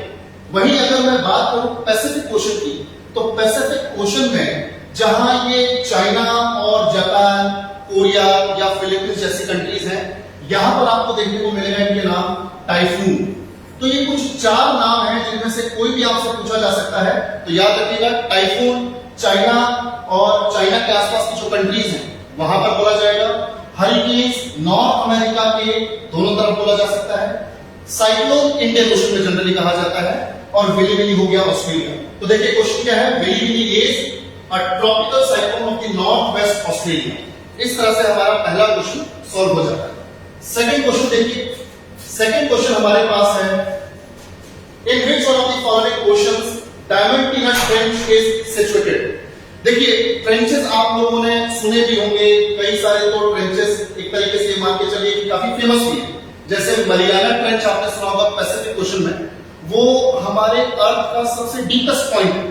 तो वैसे ही ट्रेंच है डायमंटीना। तो डायमंटीना की लोकेशन आपसे पूछी गई है, मैं आपको बता देता हूं कि डायमंटीना की जो लोकेशन है वो आपको मिलेगी इंडियन ओशन में। जैसे सपोज कीजिए कि ये यहां पर हमारा ऑस्ट्रेलिया है, ऑस्ट्रेलिया में यहां पर है पर्थ, जो कि आपने सुना होगा पर्थ सिटी। यहां से थोड़ा सा आप जाएंगे साउथ वेस्ट की तरफ, तो यहां पर है इंडियन ओशन में डायमंटीना ट्रेंच। और वैसे तो आपको डेप्थ याद रखने की जरूरत नहीं है, पर फिर भी मैं आपको बता देता हूं, वर्ल्ड की जो डीपेस्ट ट्रेंच है वो यहां आपको मिलेगी पैसिफिक ओशन में, जिसका नाम है मरियाना, या फिर इसे कई बार कहा जाता है चैलेंजर डीप। तो नाम के साथ कंफ्यूज मत होइएगा, चैलेंजर डीप आ जाए या मरियाना ट्रेंच आ जाए, ये आपको मार्क कर देना है पैसिफिक ओशन। उसी के साथ डायमंटीना हो गया इंडियन ओशन। अच्छा, कभी इंडियन ओशन की डीपेस्ट ट्रेंच आपसे पूछ ले तो आप सबने इंडोनेशिया सुना है। तो इंडोनेशिया में आप देखेंगे कि यहां पर एक इंडोनेशिया का आइलैंड है जिसे बोलते हैं जावा। तो जावा आइलैंड के पास यहां पर है जावा ट्रेंच। ये हमारी इंडियन ओशन की डीपेस्ट ट्रेंच है। डेप्थ से आपको कोई मतलब नहीं, आप सारे के सारे जो ओशंस हैं उनकी डीपेस्ट ट्रेंचेस के नाम याद करके चले जाइए, that will be more than sufficient. तो पैसिफिक ओशन का हो गया मरियाना ट्रेंच, जावा ट्रेंच हो गया इंडियन ओशन का। अगर हम यहां पे बात करें अटलांटिक ओशन की, तो देखिए सपोज कीजिए कि यहां पर इस तरह से हमारा ये नॉर्थ अमेरिका बना हुआ है, और नॉर्थ अमेरिका के यहां पर आपको मिलेगा Puerto RIICO. Puerto RIICO, this is the deepest trench of Atlantic ocean. उसके बाद पैसिफिक का हो गया, इंडियन का हो गया, अटलांटिक का हो गया, यहां पे एक क्वेश्चन और दिया है आर्कटिक ओशन। तो आर्कटिक ओशन का जो डीपेस्ट ट्रेंच है, अगर जैसे मैं यहां पे बना के दिखाऊं कि आप लोगों ने ग्रीनलैंड को देखा होगा, लार्जेस्ट आइलैंड है वर्ल्ड का। ग्रीनलैंड के थोड़ा आप जाएंगे ईस्ट में, तो यहां पर एक फ्रेंच स्ट्रेट है, फ्रेंच स्ट्रेट, ये यहां की डीपेस्ट ट्रेंच है। तो इस तरह से हमने देखा कि सारे के सारे ओशंस में कौन कौन सी ट्रेंचेस डीपेस्ट है। तो हमारा जो आंसर है डायमंटीना ट्रेंच का वो है इंडियन ओशन, जो कि आपने देख लिया ऑस्ट्रेलिया के थोड़ा साउथ वेस्ट। नेक्स्ट क्वेश्चन है हमारे पास, ये देखिए, ये बहुत इंपॉर्टेंट टॉपिक है जहां से विंड्स के क्वेश्चंस पूछे जा रहे हैं और ये लगातार, तो आप इस टॉपिक को स्किप नहीं कर सकते। अब देखिए क्वेश्चन क्या है, westerlies in southern hemisphere are stronger and persistent than in northern hemisphere. Reason पूछा है कि रीजन क्या है इसका। पहला रीजन बताया हुआ है कि southern hemisphere has less land mass as compared to northern hemisphere. Coriolis force is higher in southern hemisphere as compared to northern hemisphere. देखिए, अगर आप लोगों ने क्लासेस अटेंड की है तो मैंने आपको बताया हुआ है कि अगर ये हमारी अर्थ है, ये हमारा इक्वेटर हो गया, तो आप सबको वर्ल्ड के मैप के बारे में नॉलेज है। ज्यादातर लैंड मास नॉर्दर्न हेमिस्फीयर में, यहाँ पे नॉर्थ अमेरिका है, यहाँ पे साउथ अमेरिका है, यहाँ पर यूरोप, यहाँ पर एशिया, ये अफ्रीका, ऑस्ट्रेलिया का कुछ पार्ट आपको यहाँ देखिए सदर्न हेमिस्फीयर में दिखेगा। अदरवाइज यहाँ पे आप ज्यादा से ज्यादा देख पाओगे हमारा अंटार्कटिका। अब आप देखिए मैक्सिमम लैंड मास है हमारा नॉर्दर्न हेमिस्फीयर में। तो सदर्न हेमिस्फीयर की जो विंड्स हैं वो स्ट्रॉन्गर और परसिस्टेंट हैं। इसका रीजन ये है कि सदर्न हेमिस्फीयर के पास लेस लैंड मास है। अगर लैंड मास है ही नहीं या कम लैंड मास है तो विंड्स को ब्लो करने का पूरा मौका मिलेगा, कोई रेस्ट्रिक्शंस है ही नहीं, रुकावट है नहीं। लैंड मासेस में आप देखेंगे माउंटेन्स मिलेंगे, आपको प्लेट्यूज मिलेंगे, डेजर्ट मिलेंगे। तो जहां जहां विंड्स ब्लो करेगी, माउंटेन्स आ गया तो विंड की जो वेलोसिटी कम हो जाएगी, जैसे ही वो माउंटेन से नीचे उतरेगी तो विंड की वेलोसिटी तेज हो जाएगी, सामने जाएगी तो प्लेट्यू आ जाएगा, विंड की वेलोसिटी कम हो जाएगी। तो विंड की वेलोसिटीज में नॉर्दर्न हेमिस्फीयर में वेरिएशन देखने को मिलती है, वहीं सदर्न हेमिस्फीयर में कोई वेरिएशन देखने को नहीं मिलेगी। यहाँ पर जो विंड्स ब्लो करेंगी बिना रुकावट के ब्लो करेंगी और बहुत तेजी के साथ ब्लो करेंगी। इसलिए बोला गया है कि सदर्न हेमिस्फीयर में जो वेस्टर्लीज हैं वो स्ट्रॉन्गर है। तो southern hemisphere has less land mass as compared to northern hemisphere, बिल्कुल ठीक है। Coriolis force is higher in southern hemisphere as compared to northern देखिए ये फैक्ट बिल्कुल ठीक है भी नहीं। होता क्या है कि कोरियोलिस फोर्स बेसिकली अर्थ के रोटेशन की वजह से क्रिएट होता है। अब अर्थ के रोटेशन की वजह से जो कोरियोलिस फोर्स क्रिएट हो भी रहा है, जनरेट हो भी रहा है, तो वो इक्वेटर पर सबसे ज्यादा होगा, सॉरी इक्वेटर पर सबसे कम होगा और दोनों पोल्स पर होगा मैक्सिमम। तो नॉर्दर्न हेमिस्फीयर में कम होगा, सदर्न हेमिस्फीयर में ज्यादा होगा, या यहां ज्यादा होगा यहां कम होगा, इससे कोई फर्क नहीं पड़ता। कोरियोलिस फोर्स का इस हमारे क्वेश्चन से कोई लेना देना ही नहीं। तो हमारे पास जो आंसर है वो पहला वाला ठीक है, तो 1 ओनली इसका आंसर होगा। नेक्स्ट क्वेश्चन पर बढ़ते हैं। देखिए नेक्स्ट क्वेश्चन हमारे पास बहुत इंपॉर्टेंट क्वेश्चन है। आप ड्रेनेज सिस्टम से मान के चलिए कि एक ना एक क्वेश्चन को आना ही आना, ये हमेशा से आता है। और जनरली ऐसी रिवर्स को वो देंगे आपको जो आप बहुत कम पढ़ के जाते हो। गंगा, इंडस, महानदी, गोदावरी सब पढ़ के जाते हैं। ब्रह्मपुत्र को हम नॉर्थ ईस्ट की वजह से स्किप कर जाते हैं कि नॉर्थ ईस्ट को क्यों पढ़ना। तो देखिए ब्रह्मपुत्र से क्वेश्चन आया हुआ है कि which of the following is are tributary और tributaries of the Brahmaputra, Dibang, Kameng, Lohit. तो देखिए अगर आप लोगों को ब्रह्मपुत्र का रूट मालूम है तो आप आराम से इस क्वेश्चन को सॉल्व कर सकते हैं। देखिए ये हमारी ब्रह्मपुत्र रिवर है, ये इस तरह से तिब्बत से होते हुए अरुणाचल में एंटर होती है। अरुणाचल में एंटर होने के बाद it flows to Assam and then enters Bangladesh.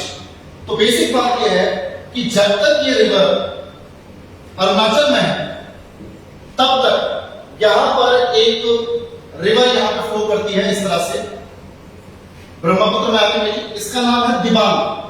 तो दिबांग ब्रह्मपुत्र की ट्रिब्यूटरी है अरुणाचल में। उसके बाद एक ट्रिब्यूटरी और निकलती है अरुणाचल से ही जिसका नाम है लोहित। लोहित ये सब हम क्लास में पढ़ चुके हैं, आप आराम से रिवाइज कर सकते हैं कि दिबांग और लोहित अरुणाचल में एक जगह है पासीघाट, वहां जाके इस ब्रह्मपुत्र से मिल जाते हैं और तीनों मिलके एक्चुअल में ब्रह्मपुत्र क्रिएट कर रही है। अदरवाइज आप देखेंगे कि अरुणाचल में ब्रह्मपुत्र का नाम दिहांग रिवर होता है। तो दिहांग जो है वो दिबांग और लोहित से मिलकर ब्रह्मपुत्र रिवर क्रिएट कर रही है, ब्रह्मपुत्र रिवर फॉर्म कर रही है। तो दिबांग और लोहित तो वही ट्रिब्यूटरीज है, हमें पता चल गया। अब एक ट्रिब्यूटरी आपने देखा होगा कि अरुणाचल से निकलती है और असम में आके ब्रह्मपुत्र को ज्वाइन करती है, इसका नाम है कामेंग। तो कामेंग भी ट्रिब्यूटरी है। तो सारी की सारी ट्रिब्यूटरी से मतलब आंसर हमारा क्या हुआ 1, 2 और 3। आई होप आपको समझ में आ रहा होगा। अगला क्वेश्चन देखिए, नेक्स्ट क्वेश्चन देखिए इंपॉर्टेंट क्वेश्चन है, फैक्चुअल है, बहुत फ्रीक्वेंटली तो नहीं आता पर मान के चलिए कि हर दूसरी बार ये क्वेश्चन पूछ लिया जाता है या इस तरह का क्वेश्चन पूछ लिया जाता है। बेसिकली टॉपिक है हमारा वॉल्केनोज। वर्ल्ड में कई सारे वॉल्केनोज हैं जो एक्टिव हैं या डोरमेंट हैं या फिर आपको देखने को मिलेंगे कि एक्सटिंक्ट हैं। तो इन्हीं में से कुछ 4 वॉल्केनोज हमने लिए हैं और जिन कंट्रीज में वो मौजूद हैं वो कंट्रीज के नाम है, तो आपको बेसिकली मैच कर रहा है।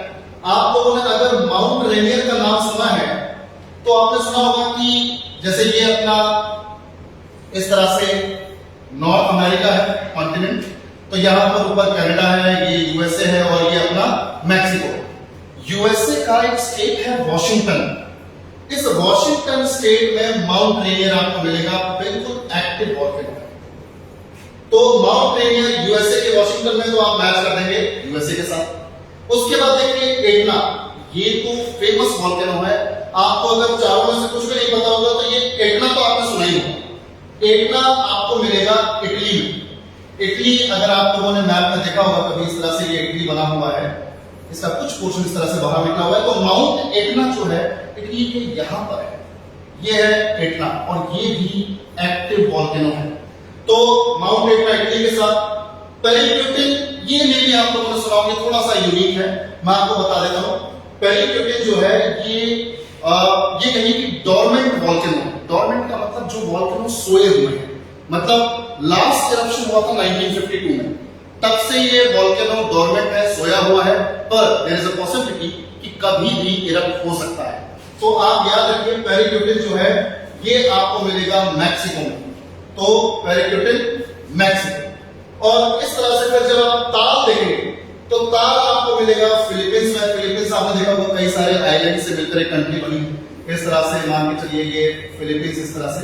तो यहां पर ये आपको मिलेगा तारा। तो इस तरह से A के साथ हो गया हमारा 4, उसके बाद B के साथ हो गया हमारा 1, A के साथ 4, B के साथ 1 कहां पर है देखिए B में, C के साथ हमारा हो गया 2 और D के साथ 3, तो आंसर होगा B। इस तरह से आप कई सारे वॉल्केनोस जो एक्स्ट्रा है उनको भी पढ़ के जा सकते हैं। उसके अलावा अब हमारे पास अगला क्वेश्चन है, देखिए बड़ा ही फैक्चुअल और इंपॉर्टेंट क्वेश्चन है, वर्ल्ड ज्योग्राफी से सीडीएस में ऐसे क्वेश्चंस लगातार पूछे जाते हैं। क्वेश्चन क्या है, which one of the following countries does not border the Caspian Sea. अगर आप सबने कैस्पियन सी के बारे में सुना है तो मैं आपको बता दूं कि ये वर्ल्ड की लार्जेस्ट लेक है और ये सेंट्रल एशिया में आपको देखने को मिल जाएगी। सपोज कीजिए कि ये इस तरह से हमारी कैस्पियन सी यानी कि लेक है। अच्छा, कई लोग के दिमाग में ये आता है कि सर अगर ये लेक है तो इसको सी क्यों बोलते हैं। देखिए होता क्या है कि जो एंशिएंट टाइम में रोमन्स जब कैस्पियन सी के आसपास बस गए थे तो उन्होंने रियलाइज किया कि कैस्पियन सी की जो सैलिनिटी है वो रेगुलर सी वाटर जैसी है, तो ये इतना सलाइन है तो इसे लेक क्यों बोलो। जब रेगुलर सी वाटर जितनी सैलिनिटी है तो इसको सी बोलो। और कैस्पियन नाम की जो ट्राइब है वो आसपास आके बस गई, तो कैस्पियन ट्राइब की वजह से कैस्पियन और सैलिनिटी की वजह से सी, तो ये है वर्ल्ड की लार्जेस्ट लेक। अब देखिए इस लेक के चारों तरफ कौन कौन सी कंट्रीज है फटाफट से बता देता हूं। आपने यहां पर सुना होगा इतना एरिया जो है वो है कजाकिस्तान के पास, तो कजाकिस्तान यहां पर है। उसके बाद इतना एरिया है तुर्कमेनिस्तान के पास, और फिर यहां नीचे लगा हुआ है ईरान। उसके बाद देखिए आप यहां पर है अजरबैजान।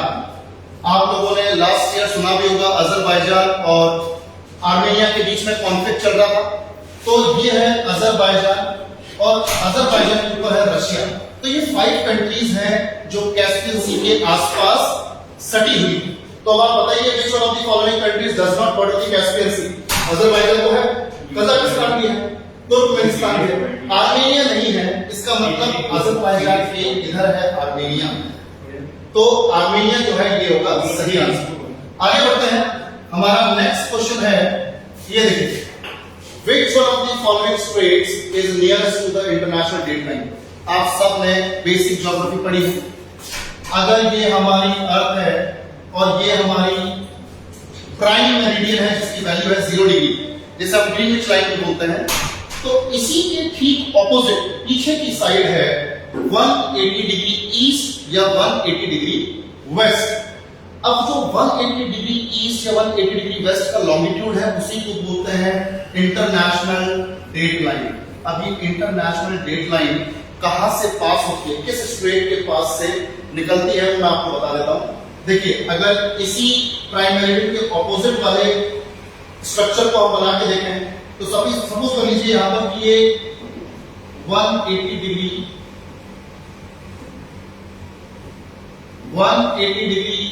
ईस्ट और वेस्ट लॉन्गिट्यूड है हमारा इंटरनेशनल डेट लाइन है।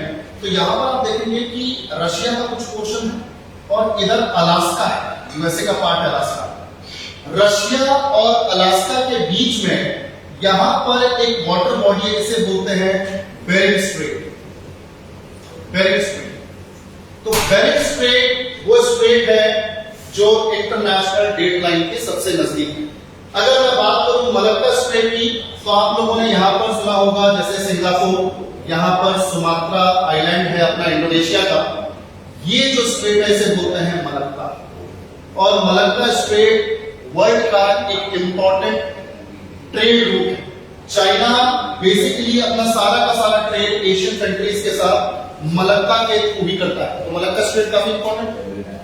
फिर अगर मैं बात करूं स्ट्रेट ऑफ फ्लोरिडा, तो देखिए अगर ये इस तरह से हमारे पास ये नॉर्थ अमेरिका है और उसके बाद ये कनाडा, ये यूएसए और उसके बाद मैक्सिको यहां पर है, तो मैं आपको बता दूं यहां पर मान लीजिए ये यहाँ पर कि ये अपना फ्लोरिडा है, यहाँ पर क्यूबा है। क्यूबा और फ्लोरिडा के बीच में जो वाटर बॉडी है इसे बोलते हैं स्ट्रेट ऑफ फ्लोरिडा। और लास्ट में है स्ट्रेट ऑफ गिब्राल्टर। तो देखिए आप सबने सुना होगा जैसे अगर ये यूरोप है तो यूरोप में यहाँ पोर्चुगल, स्पेन, फिर फ्रांस, इधर हमारा पूरा का पूरा मेडिटेरेनियन सी है और नीचे है अफ्रीका की कंट्री मोरक्को। तो मोरक्को और स्पेन के बीच में ये है स्ट्रेट ऑफ गिब्राल्टर। तो ये आपको चारों के लोकेशन पता चल रही, पर आंसर जो होगा हमारा वो है बेरिंग स्ट्रेट, जो कि पैसिफिक क्वेश्चन का पार्ट है। नेक्स्ट क्वेश्चन पर चलते हैं। देखिए हमारे पास नेक्स्ट क्वेश्चन है जो कि बहुत इंपॉर्टेंट है और करंट अफेयर्स के हिसाब से भी आपको याद रखना है। Which of the following has have shrunk immensely dried up in the recent past due to human activities? Aral Sea, Black Sea, lake Bengal. तो आपको पहचानना है कौन सा ह्यूमन एक्टिविटीज की वजह से डिस्ट्रॉय हो चुकी है।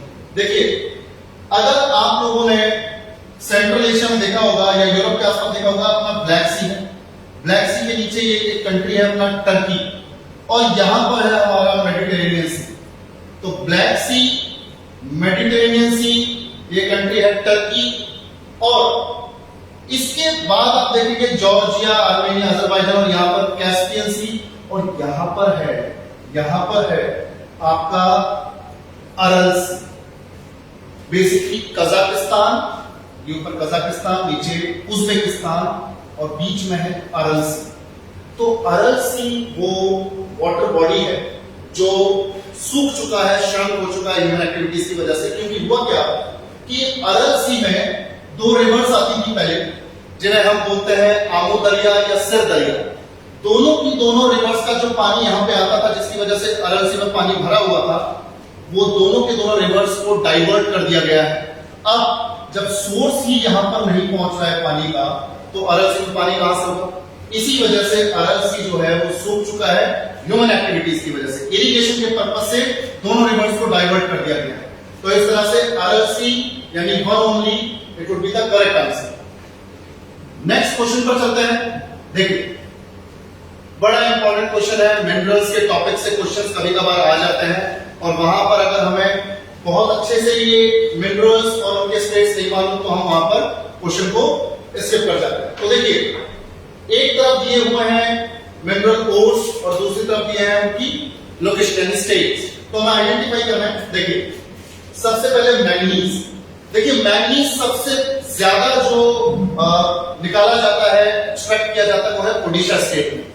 ओडिशा के बाद अगर कोई दूसरा स्टेट है तो मध्य प्रदेश। तो मैंगनीज के साथ हम मध्य प्रदेश को मैच कर देते हैं। निकेल सबसे ज्यादा ओडिशा और झारखंड में, तो ओडिशा हमारे पास है, ये ओडिशा हो गया।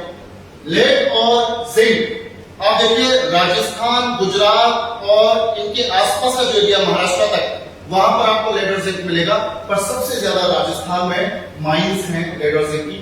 और एस्बेस्टस की अगर मैं बात करूं तो आंध्र प्रदेश के सदर्न पार्ट में एस्बेस्टस सबसे ज्यादा है, तो ये इसके साथ मैच है। तो ये देखिए बड़ा सिंपल सा था, ए के साथ 1, बी के साथ 2, सी के साथ 3 और डी के साथ 4। तो हमारा जो करेक्ट आंसर होगा वो होगा ऑप्शन सी। चलिए आगे बढ़ते हैं। इसके बाद हमारे पास अगला क्वेश्चन है, in which of the following union territories do people of the Onge tribe live? देखिए ये करंट अफेयर्स का क्वेश्चन है। कुछ टाइम पहले अंडमान आइलैंड्स की कई सारी ट्राइब्स जो है न्यूज में, तो मैं आपको बता दूं, अगर ये हमारे इस तरह से अंडमान आइलैंड्स हैं और ये हमारे निकोबार आइलैंड्स हैं, तो अंडमान आइलैंड्स में इंपॉर्टेंट ट्राइब्स हैं 4। मैं फटाफट से नाम बता देता हूं क्योंकि यहां पर क्वेश्चन ओंग का आया है, कल को दूसरी ट्राइब से क्वेश्चन पूछा जा सकता है। तो ओंग तो एक ट्राइब हो गई, तो आपको पता तो चल ही गया है कि कहां पर है, अंडमान आइलैंड्स पर है, तो अंडमान एंड निकोबार का पार्ट है। आंसर तो हमारे सामने आ ही चुका है, पर मैं आपको बता देता हूं कि ओंग के अलावा जरावास, सेंटिनल्स और उसके अलावा हमारे पास है ग्रेट अंडमानीज। ये बड़ी डेंजरस ट्राइब्स हैं जो किसी भी आउटसाइडर को अपनी टेरिटरी में एक्सेप्ट नहीं करती हैं। तो ओंग, जरावा, सेंटिनलीज और ग्रेट अंडमानीज। आपने 2-2.5 साल पहले न्यूज सुनी होगी कि एक किसी आउटसाइडर को, मे भी वो अमेरिकन था, वो जैसे ही सेंटिनल आइलैंड पर पहुंचा तो सेंटिनल्स में जो है वहां की जो ट्राइब है, क्योंकि सबसे डेंजर कंसिडर की जाती है, आउटसाइडर्स एक्सेप्टेड नहीं है वहां पर, तो उस इंसान को, अमेरिकन सिटीजन को उन्होंने मार दिया। तो ऐसी न्यूज की वजह से ये आइलैंड जो है या ट्राइब्स जो है न्यूज में रहेंगे और आपके लिए इंपॉर्टेंट हो जाते हैं। तो ओम, जरावा, सेंटिनलीज और ग्रेट अंडमानीज तो हो गए हमारे अंडमान में, और निकोबार में 2 ही इंपॉर्टेंट ट्राइब्स हैं। अगर आ जाए आपके पास शोम्पेन या फिर निकोबारीज, तो शोम्पेन और निकोबारीज आपको मिलेंगे निकोबार में। ये इंपॉर्टेंट ट्राइब्स हैं, इनमें से कोई भी आ जाए आप इजीली अटेम्प्ट कर लोगे। तो हमारा जो आंसर है वो है कि Onge tribe Andaman and Nicobar Islands में मिलती है। नेक्स्ट क्वेश्चन देखिए, नेक्स्ट क्वेश्चन है हमारे पास, ओके, नेक्स्ट क्वेश्चन हमारे पास इंपॉर्टेंट रिवर्स है वर्ल्ड की। बहुत फ्रिक्वेंटली तो क्वेश्चंस नहीं आते, पर हर दूसरे सीडीएस में क्वेश्चन एक आधा बात नहीं, मान के चलिए कि रिसेंटली आपसे पूछा गया है। तो इंपॉर्टेंट रिवर्स और उनकी लोकेशंस यहाँ पे है, हमें मैच करना है उनके साथ। तो देखिए सारी की सारी कैपिटल्स दी हुई है, वॉशिंगटन डीसी यूएसए की कैपिटल, बर्लिन जर्मनी की, पेरिस फ्रांस की, मैड्रिड स्पेन की। तो सारी की सारी रिवर्स यहाँ पर है, लोकेशंस यहाँ पर, सिटीज यहाँ पर मैच करते हैं। अगर आपको रिवर सीन सुना है आप लोगों ने, तो आप आराम से देखेंगे रिवर सीन जो है वो पेरिस के साथ होगा। पेरिस के अंदर से होते हुए निकलती है रिवर सीन, तो हमारा सी के साथ तुम, अब सी के साथ तुम तो या तो बी में है या फिर डी में है। उसके बाद ये जो रिवर पोटोमैक है ये यूएसए के साथ है, तो सी के साथ 2 और ए के साथ 4 दोनों में है, डी और डी, चलिए ठीक है। उसके बाद हमारे पास है रिवर स्प्रींग जो कि जर्मनी के अंदर फ्लो करती है और बर्लिन से होते हुए निकलती है। तो बी के साथ हो गया हमारा 3, तो ए के साथ 4, सी के साथ 2 और बी के साथ अपना 3 हो गया, डी के साथ ऑटोमेटिकली क्या हो जाएगा 1। रिवर मैंजनरेस ये मैड्रिड से होते हुए निकलती है। तो ये रिवर्स कुछ जो इंपॉर्टेंट है वो आप अच्छे से पढ़ के जाएं, और छोटे छोटे फैक्ट्स हैं आप आराम से कवर भी कर सकते हैं। नेक्स्ट क्वेश्चन हमारे पास है, ये देखिए, ये इंडियन रिवर्स को लेकर बड़ा इंपॉर्टेंट क्वेश्चन है। अगर वो किसी पर्टिकुलर रिवर को पूछ रहा है तब तो अलग बात है, पर अगर जब इतनी सारी रिवर्स पूछ ली जाए वो भी लोकेशन के हिसाब से, तो बड़ा कंफ्यूजन होता है। तो आप सारी जो रिवर्स हैं ये जो यहाँ पर है एटलीस्ट इनको तो पढ़ते जाएं। मैं फटाफट से इनकी लोकेशन मार्क कर देता हूं, फिर आप जो है सीक्वेंस को अरेंज कर सकते हो। देखिए सपोज कीजिए कि ये हमारा पेनिनसुलर इंडिया है। अब यहां पर हम मार्क करेंगे सारी के सारे रिवर्स। देखिए सबसे पहले हमारे पास है सुवर्ण रेखा। तो सुवर्ण रेखा झारखंड से निकलती है और वेस्ट बंगाल से होते हुए चली जाती है हमारे बे ऑफ बंगाल। फिर महानदी छत्तीसगढ़ से निकल के ओडिशा से होते हुए बे ऑफ बंगाल में। देन हमारे पास है गोदावरी देखिए महाराष्ट्र के नासिक से निकलती है और इस तरह से आंध्र प्रदेश में जाके बे ऑफ बंगाल में। फिर हमारे पास कृष्णा अभी महाराष्ट्र के महाबलेश्वर पीक से निकलती है और ये इस तरह से आपके गोदावरी के ही साइड में अपना डेल्टा बनाती है। उसके बाद हमारे पास है पेन्नार, आंध्र प्रदेश के सदर्न पार्ट में पेन्नार रिवर फ्लो करती है। तो ये हो गया हमारा सुवर्ण रेखा, यहाँ पे Mahanadi, Godavari, Krishna, Pennar. Then we have Kaveri. देखिए कावेरी कर्नाटक से निकली ब्रह्मगिरी हिल से और तमिलनाडु में जाके डेल्टा बनाती है, बे ऑफ बंगाल में चली जाती है।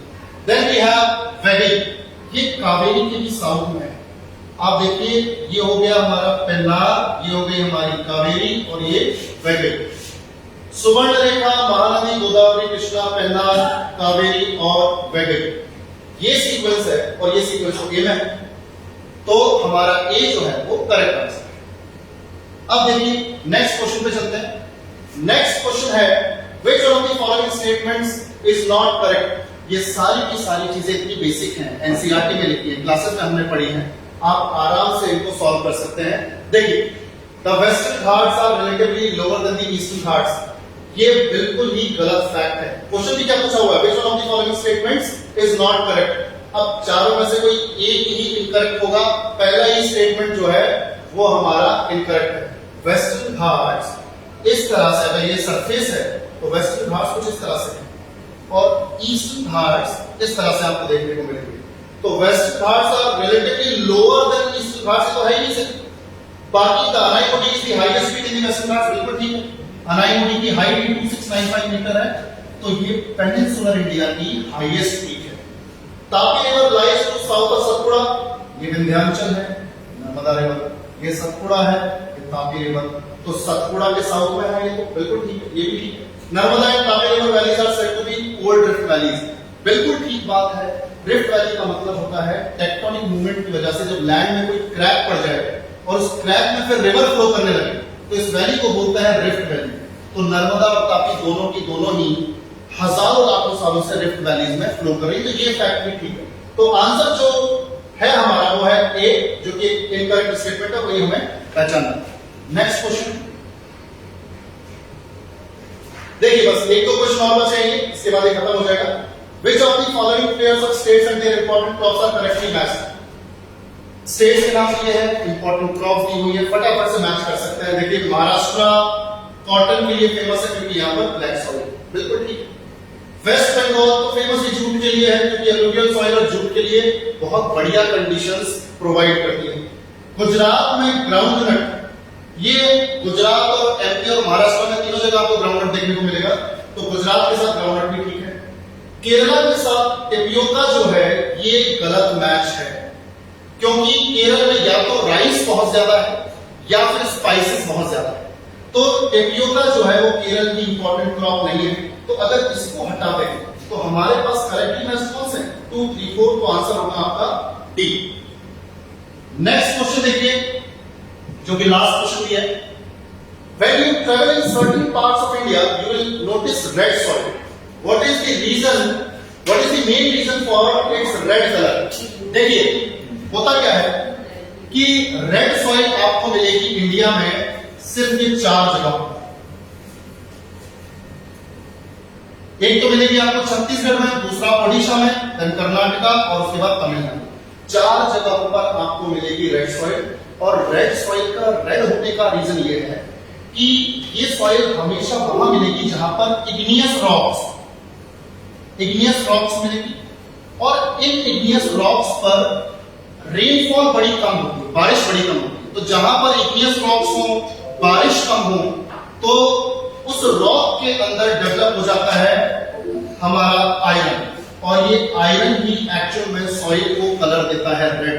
तो आयरन की प्रेजेंस की वजह से सॉइल का कलर हो जाता है रेड। और यही अगर रेड सॉइल को अगर आप हाइड्रेटेड फॉर्म में देखेंगे, यानी अगर रेड सॉइल को गीला करेंगे तो वो येलो सॉइल हो जाएगी।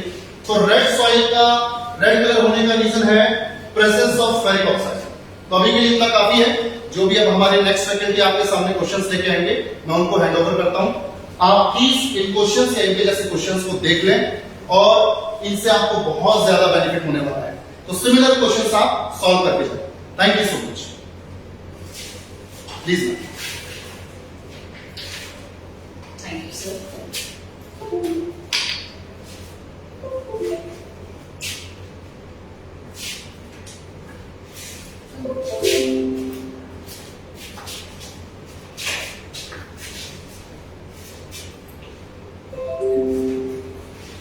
Hello students, my name is Nasreen Khan.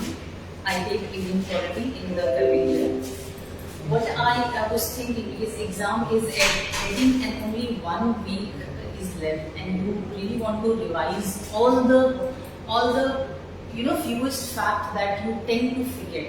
So what I've planned to give you few tricks which will help you in learning the articles wherein you find the most difficulty.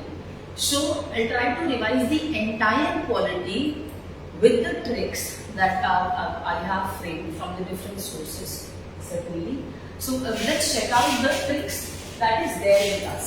I hope this will help in your exam.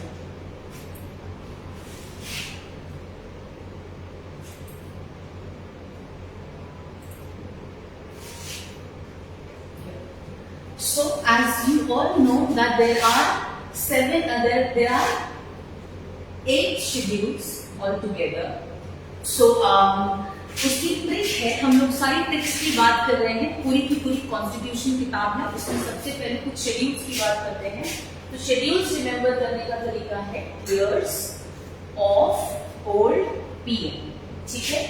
Years is T से territories, emoluments, affirmation, Rajya Sabha, scheduled area, other areas, and AM AMPM से है Assam, Meghalaya, Tripura and Mizoram. तो ये 4 जो states हैं, अगर इनके बारे में कोई स्पेशल फीचर या स्पेशल प्रोविजन या कोई स्पेशल पैकेज देना है तो फिर इन स्टेट्स की बात की है यहाँ पर अदर एरिया में। और अगला है F से फेडरल स्ट्रक्चर, इसका मतलब वो 3 लिस्ट की बात करती है, union, state and concurrent list की।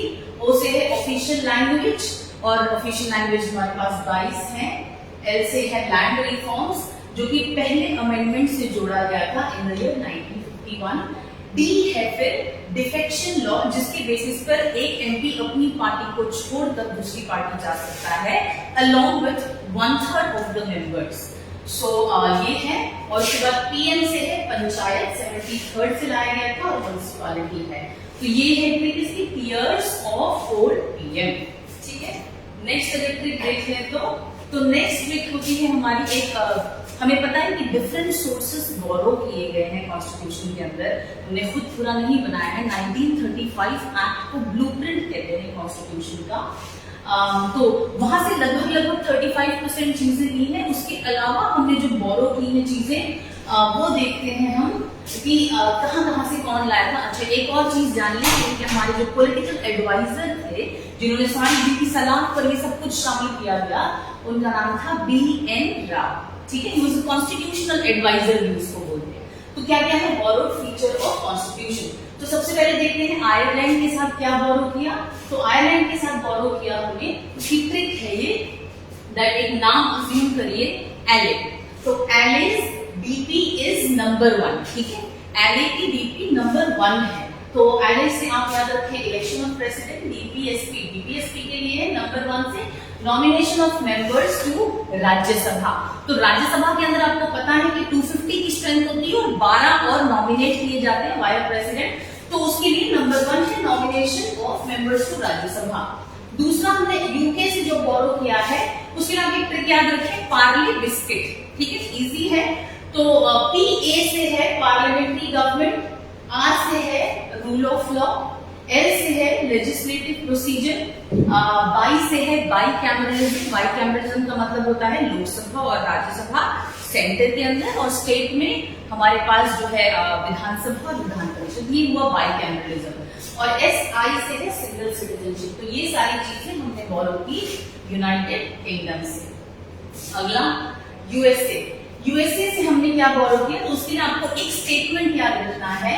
वो स्टेटमेंट है president needs fund for removal of president, vice president and जजेस इन USA। ये थोड़ा it might seems difficult, but ऐसे याद रखो कि अभी एक डोनाल्ड ट्रंप है और डोनाल्ड ट्रंप जो है हमेशा बैठना चाहते हैं प्रेसिडेंट की कुर्सी पे, और कहीं ना कहीं जो है उन्हें बड़ी मुश्किल से निकाला है। तो ठीक है, और जाते जाते कुछ पेपर्स भी लेके गए, ऐसा मीडिया में सुना। एनीवेज, तो वहां से आप याद रखो, बट उनके पास फंड्स की थोड़ी कमी है। So you know get that into your head, और वहां से याद करो कि USA के बारे में बात हो रही है, और president needs fund for removal of present vice president, Joe Biden को कंसिडर कर लो थोड़ी देर के लिए वाइस प्रेसिडेंट, एंड जजेस इन USA। तो ये ट्रिक है, president needs fund for removal of present vice president and जजेस इन USA। क्या क्या लिया हमने, प्रेसिडेंट ऑफ इंडिया, वो जो supreme commander of arm forces है, ये कॉन्सेप्ट लिया। Funds of fundamental rights, R से रिमूवल से इम्पीचमेंट ऑफ प्रेसिडेंट का, और रिमूवल ऑफ सुप्रीम कोर्ट और हाई कोर्ट के जजेस। प्रेजेंट से आपको देखना है प्रियम्बल, ठीक है, which is known as index of constitution. Vice president से पोस्ट ऑफ वाइस प्रेसिडेंट, क्या करते हैं, कैसे काम करते हैं, ये सारी चीजें। जजेस से हमने लिया है इंडिपेंडेंस ऑफ जुडिशरी, जैसा कि आपको आगे एक और आर्टिकल में देखने को मिलेगा सेपरेशन के बारे में। तो हमारे यहाँ जुडिशरी जो है वो इंटीग्रेटेड भी है और इंडिपेंडेंट भी है, तो ये दोनों चीजें का ध्यान रखना है। तो जजेस के लिए इंडिपेंडेंस ऑफ जुडिशरी और जुडिशियल रिव्यू, जजेस अपने ही दिए गए जजमेंट को चेंज कर सकते हैं by increasing the number of जजेस इनटू अ सिंगल बेंच। ठीक है, नेक्स्ट है कनाडा। कनाडा के अंदर है can I know fades address. ठीक है, ये एक स्टेटमेंट है छोटा सा, आप बड़े आराम से याद कर सकते हैं। और कैन है ये कनाडा के लिए, ताकि आपको कनाडा याद रहे। Fades is federation with a strong centre. हमारे यहाँ पे इमरजेंसी के दौरान जो है सेंटर स्ट्रॉन्ग हो जाता है, किसी स्टेट में इमरजेंसी लग जाती है, नेशनल लग जाती है, तो ये चीजों में देखो हमारा जो है स्ट्रॉन्ग सेंटर है, ये हमें मिलता है कनाडा से। एड जो है Canada jurisdiction of Supreme Court जो है, Supreme Court advices दे सकती है. Res से residuary powers to the center. Residuary powers बोले तो जैसे अपने पास 3 लिस्ट आई थी, यूनियन लिस्ट, स्टेट लिस्ट और कुछ बचे हुए सब्जेक्ट रेसिड्यूरी सब्जेक्ट माने जाते हैं जिन्हें कॉन्करेंट लिस्ट में ऐड किया जाता है. तो रेस से आप residuary powers to the centre, ये याद रखिए. तो इट इज फॉर कनाडा, ठीक है. तो ट्रिक है can I know fits at risk, ठीक है. नेक्स्ट है तो वो कुछ चीजें कुछ आपके इधर उधर से छोटी छोटी चीजें हैं, उसकी बहुत ज्यादा बढ़िया ट्रिक नहीं पड़ी, बस कुछ और छोटी छोटी है. नेक्स्ट हो गया पार्ट्स ऑफ इंडियन कॉन्स्टिट्यूशन. आपको पता है initially this book has 22 chapters यानी कि 22 पार्ट्स थे.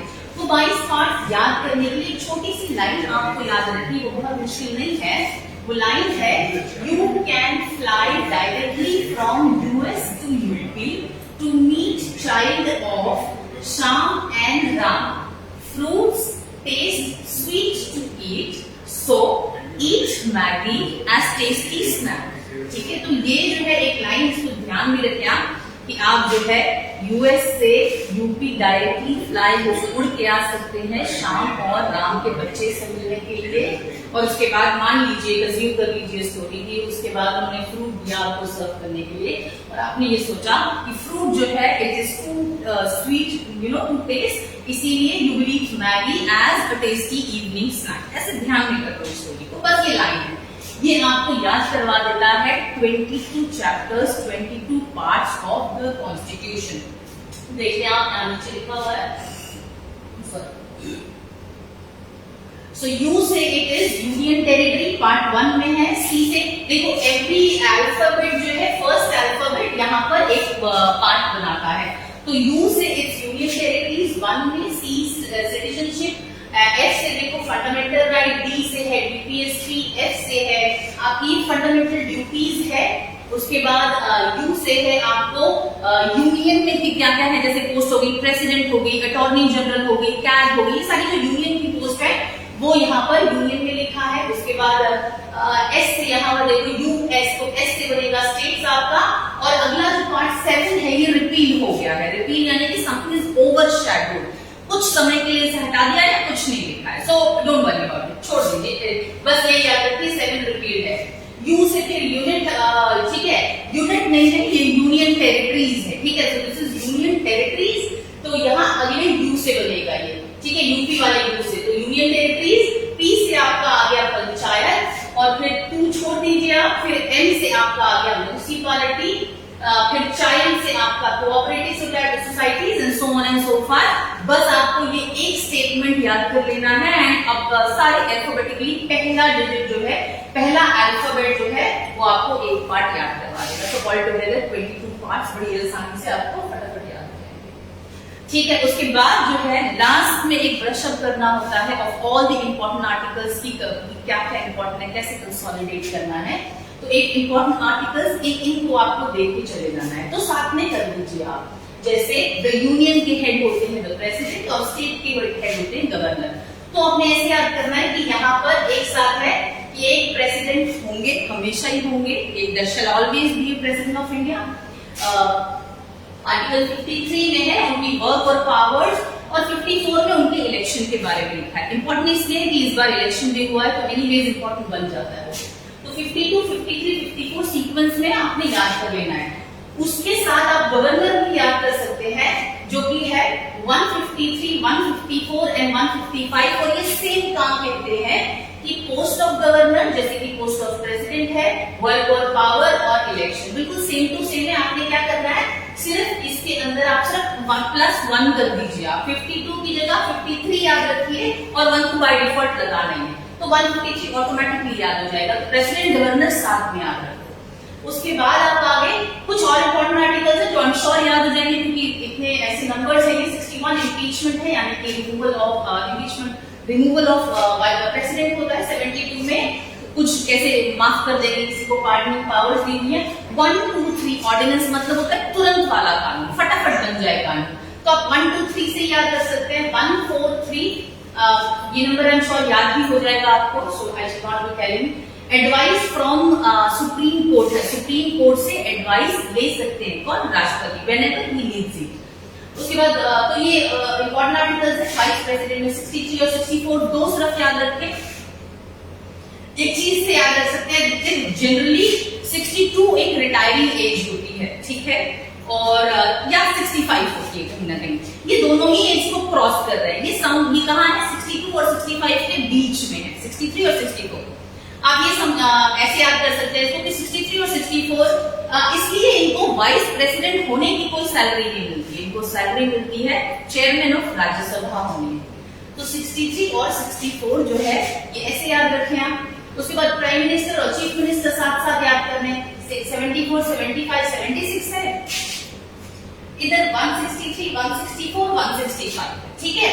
इधर ये है अटॉर्नी जनरल और ये है एडवोकेट जनरल, ठीक है। जैसे भारत सरकार का वकील लीगल एडवाइस देते हैं, ये स्टेट गवर्नमेंट को देते हैं।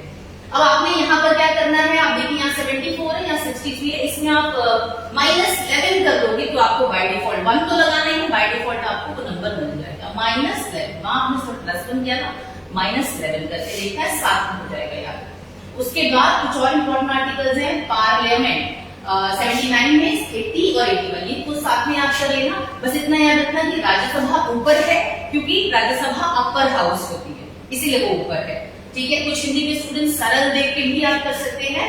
फिर साथ में आर्टिकल्स है उसमें इस स्टेट में क्या कहते हैं उसको, स्टेट लेजिस्लेचर। तो यहाँ 168 है, आप देख लीजिए यहाँ पे भी क्या है, वही सेम चीज -11 जो आपने यहाँ किया था, तो वो याद रहेगा। -11 कर लोगे तो आपको यहाँ भी सारी चीजें मिल जाएंगी।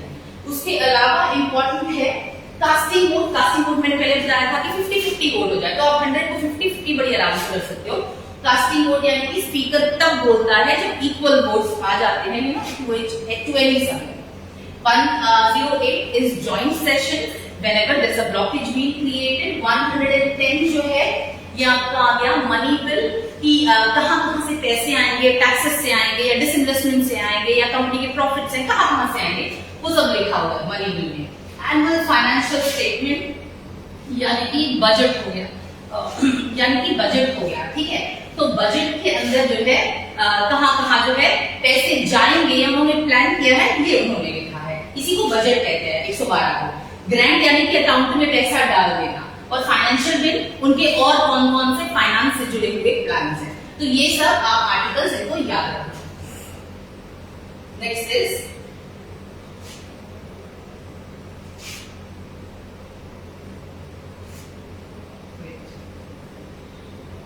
ठीक है। उसके बाद then supreme court and high court. Supreme court और हाई कोर्ट भी मिलता जुलता है, तो it will be easy for you to remember. Article 1 to 4 जो है एस्टैब्लिशमेंट ऑफ सुप्रीम कोर्ट की बात करता है, और article 214 high court of states की बात करता है, ठीक है। तो वो काइंड ऑफ मिलता जुलता है, तो याद रहेगा 1 to 4, 214। ये 131 powers of supreme court define करता है, और ये एस्टैब्लिशमेंट पहले हाई कोर्ट ऑफ स्टेट्स होगा, उसकी ये चीजें होगी, क्या क्या पावर्स होगी, क्या लिमिट्स होगी, ये बताया। फिर 216 में वो बताया कि एस्टैब्लिश करेंगे उसको किस तरह से, वो प्रोविजन बताया। तो ये याद रहेगा, 2 का गैप है यहाँ पे, ठीक है। एक और याद रखना है आपने 148 CAG, आपको पढ़ाया हुआ है CAG, तो आपने ये याद रखेगा, ठीक है। नेक्स्ट इज इंपॉर्टेंट आर्टिकल्स पे है, सेंटर और स्टेट के रिलेशन से भी कुछ इंपॉर्टेंट आर्टिकल्स हैं। सॉरी इतने कम है कि आप याद रख सकते हैं इसको। 249 legislative power on state list. State पर भी लेजिस्लेट कर लेती है पार्लियामेंट कभी कभी, वो कब कब सिचुएशन है वो सारी चीजों पर डिस्कस किया है उसने। 250 फिर आप ये पढ़ लेना, अगर कोई रिवर से रिलेटेड कोई डिस्प्यूट हो जाएगा, किधर जाएगा, कैसे हल होगा, कैसे कमीशन बनेगी, वो सब 262 में दिया है। 63 में फिर आपने इंटर रिलेटेड काउंसिल, अगर कोई प्रॉब्लम हो जाएगी तो उसको कैसे डील करना है। फाइनेंस कमीशन बनाई जाती है, या ऑल इंडिया सर्विस कमीशन, जिसमें IAS, IPS, IFS यानी कि फॉरेस्ट सर्विस वाला आ जाता है इसमें। 315 पब्लिक सर्विस कमीशन किधर होगी, यूनियन में भी होगी, स्टेट्स में भी होगी। 324 इलेक्शन कमीशन ऑफ इंडिया, वो कैसे कराएगा ट्रांसपेरेंसी के साथ, है ना, क्या क्या उसकी पावर है, वो सबकी डिस्कस यहाँ किया है। 343 बात करता है हिंदी लैंग्वेज जो है हमारी को, हम कैसे प्रमोट करेंगे उस लैंग्वेज को, to make it as our national language, तो उसके बारे में हम बात की। नेक्स्ट इज इमरजेंसी की बात की है, 352, 356, 360, तो 4 का गैप है, आप पढ़ लेंगे। एक और आर्टिकल याद रखना है 368 कॉन्स्टिट्यूशनल अमेंडमेंट। ठीक है, तो ये आपने ये एक हो गया आपका इम्पोर्टेंट आर्टिकल्स। तो अब आपका थोड़ा सा रह गया कि जो है वो आपको ट्रिक और प्रोवाइड करवा दी जाएगी, बहुत इजीली अवेलेबल है। अब आपका सिर्फ लगभग मोटे मोटे चैप्टर्स आपके लगभग क्वालिटी में रिवाइज हो गए हैं। बाकी ब्रश अप करते रहिए, क्वेश्चंस करते रहिए सॉल्व, और रिलैक्स मोड में रहना है सब लोगों को, बहुत ज्यादा स्ट्रेस नहीं ले लेना है। And we will be meeting up with you on 4th of September after solving the questions, and I hope you all will do good. We provide a coaching for all the subjects. और एक मेरा experience share करती हूँ regarding coaching. मैंने एक चीज बड़ी यहाँ नोट की है, तो एक यहाँ नोट की है कि एक बच्चा जो यहाँ एक बार आता है वो या तो किसी को भेजे या खुद आता है या कोई रिलेटिव को भेजे, वो दोबारा जरूर मिल जाता है। तो ये बड़ी अच्छी चीज मैंने इस कोचिंग में देखी है। So I hope you would also like this. You can hand over this, sir. Okay, Sri ma'am, thank you. Okay, students, teachers have taken a lot of their time to come and brief you on various things that you need to brush up at the last moment. Make the best of it, and remember, you have to remain cool and collected. We wish you all the best on the 4th, and remember, we'll be live on 4th to give you the feedback of your question papers 10:45 onwards, and by evening you will actually have the results with you. God bless you. All of you have a great time. Look after yourself. Thank you.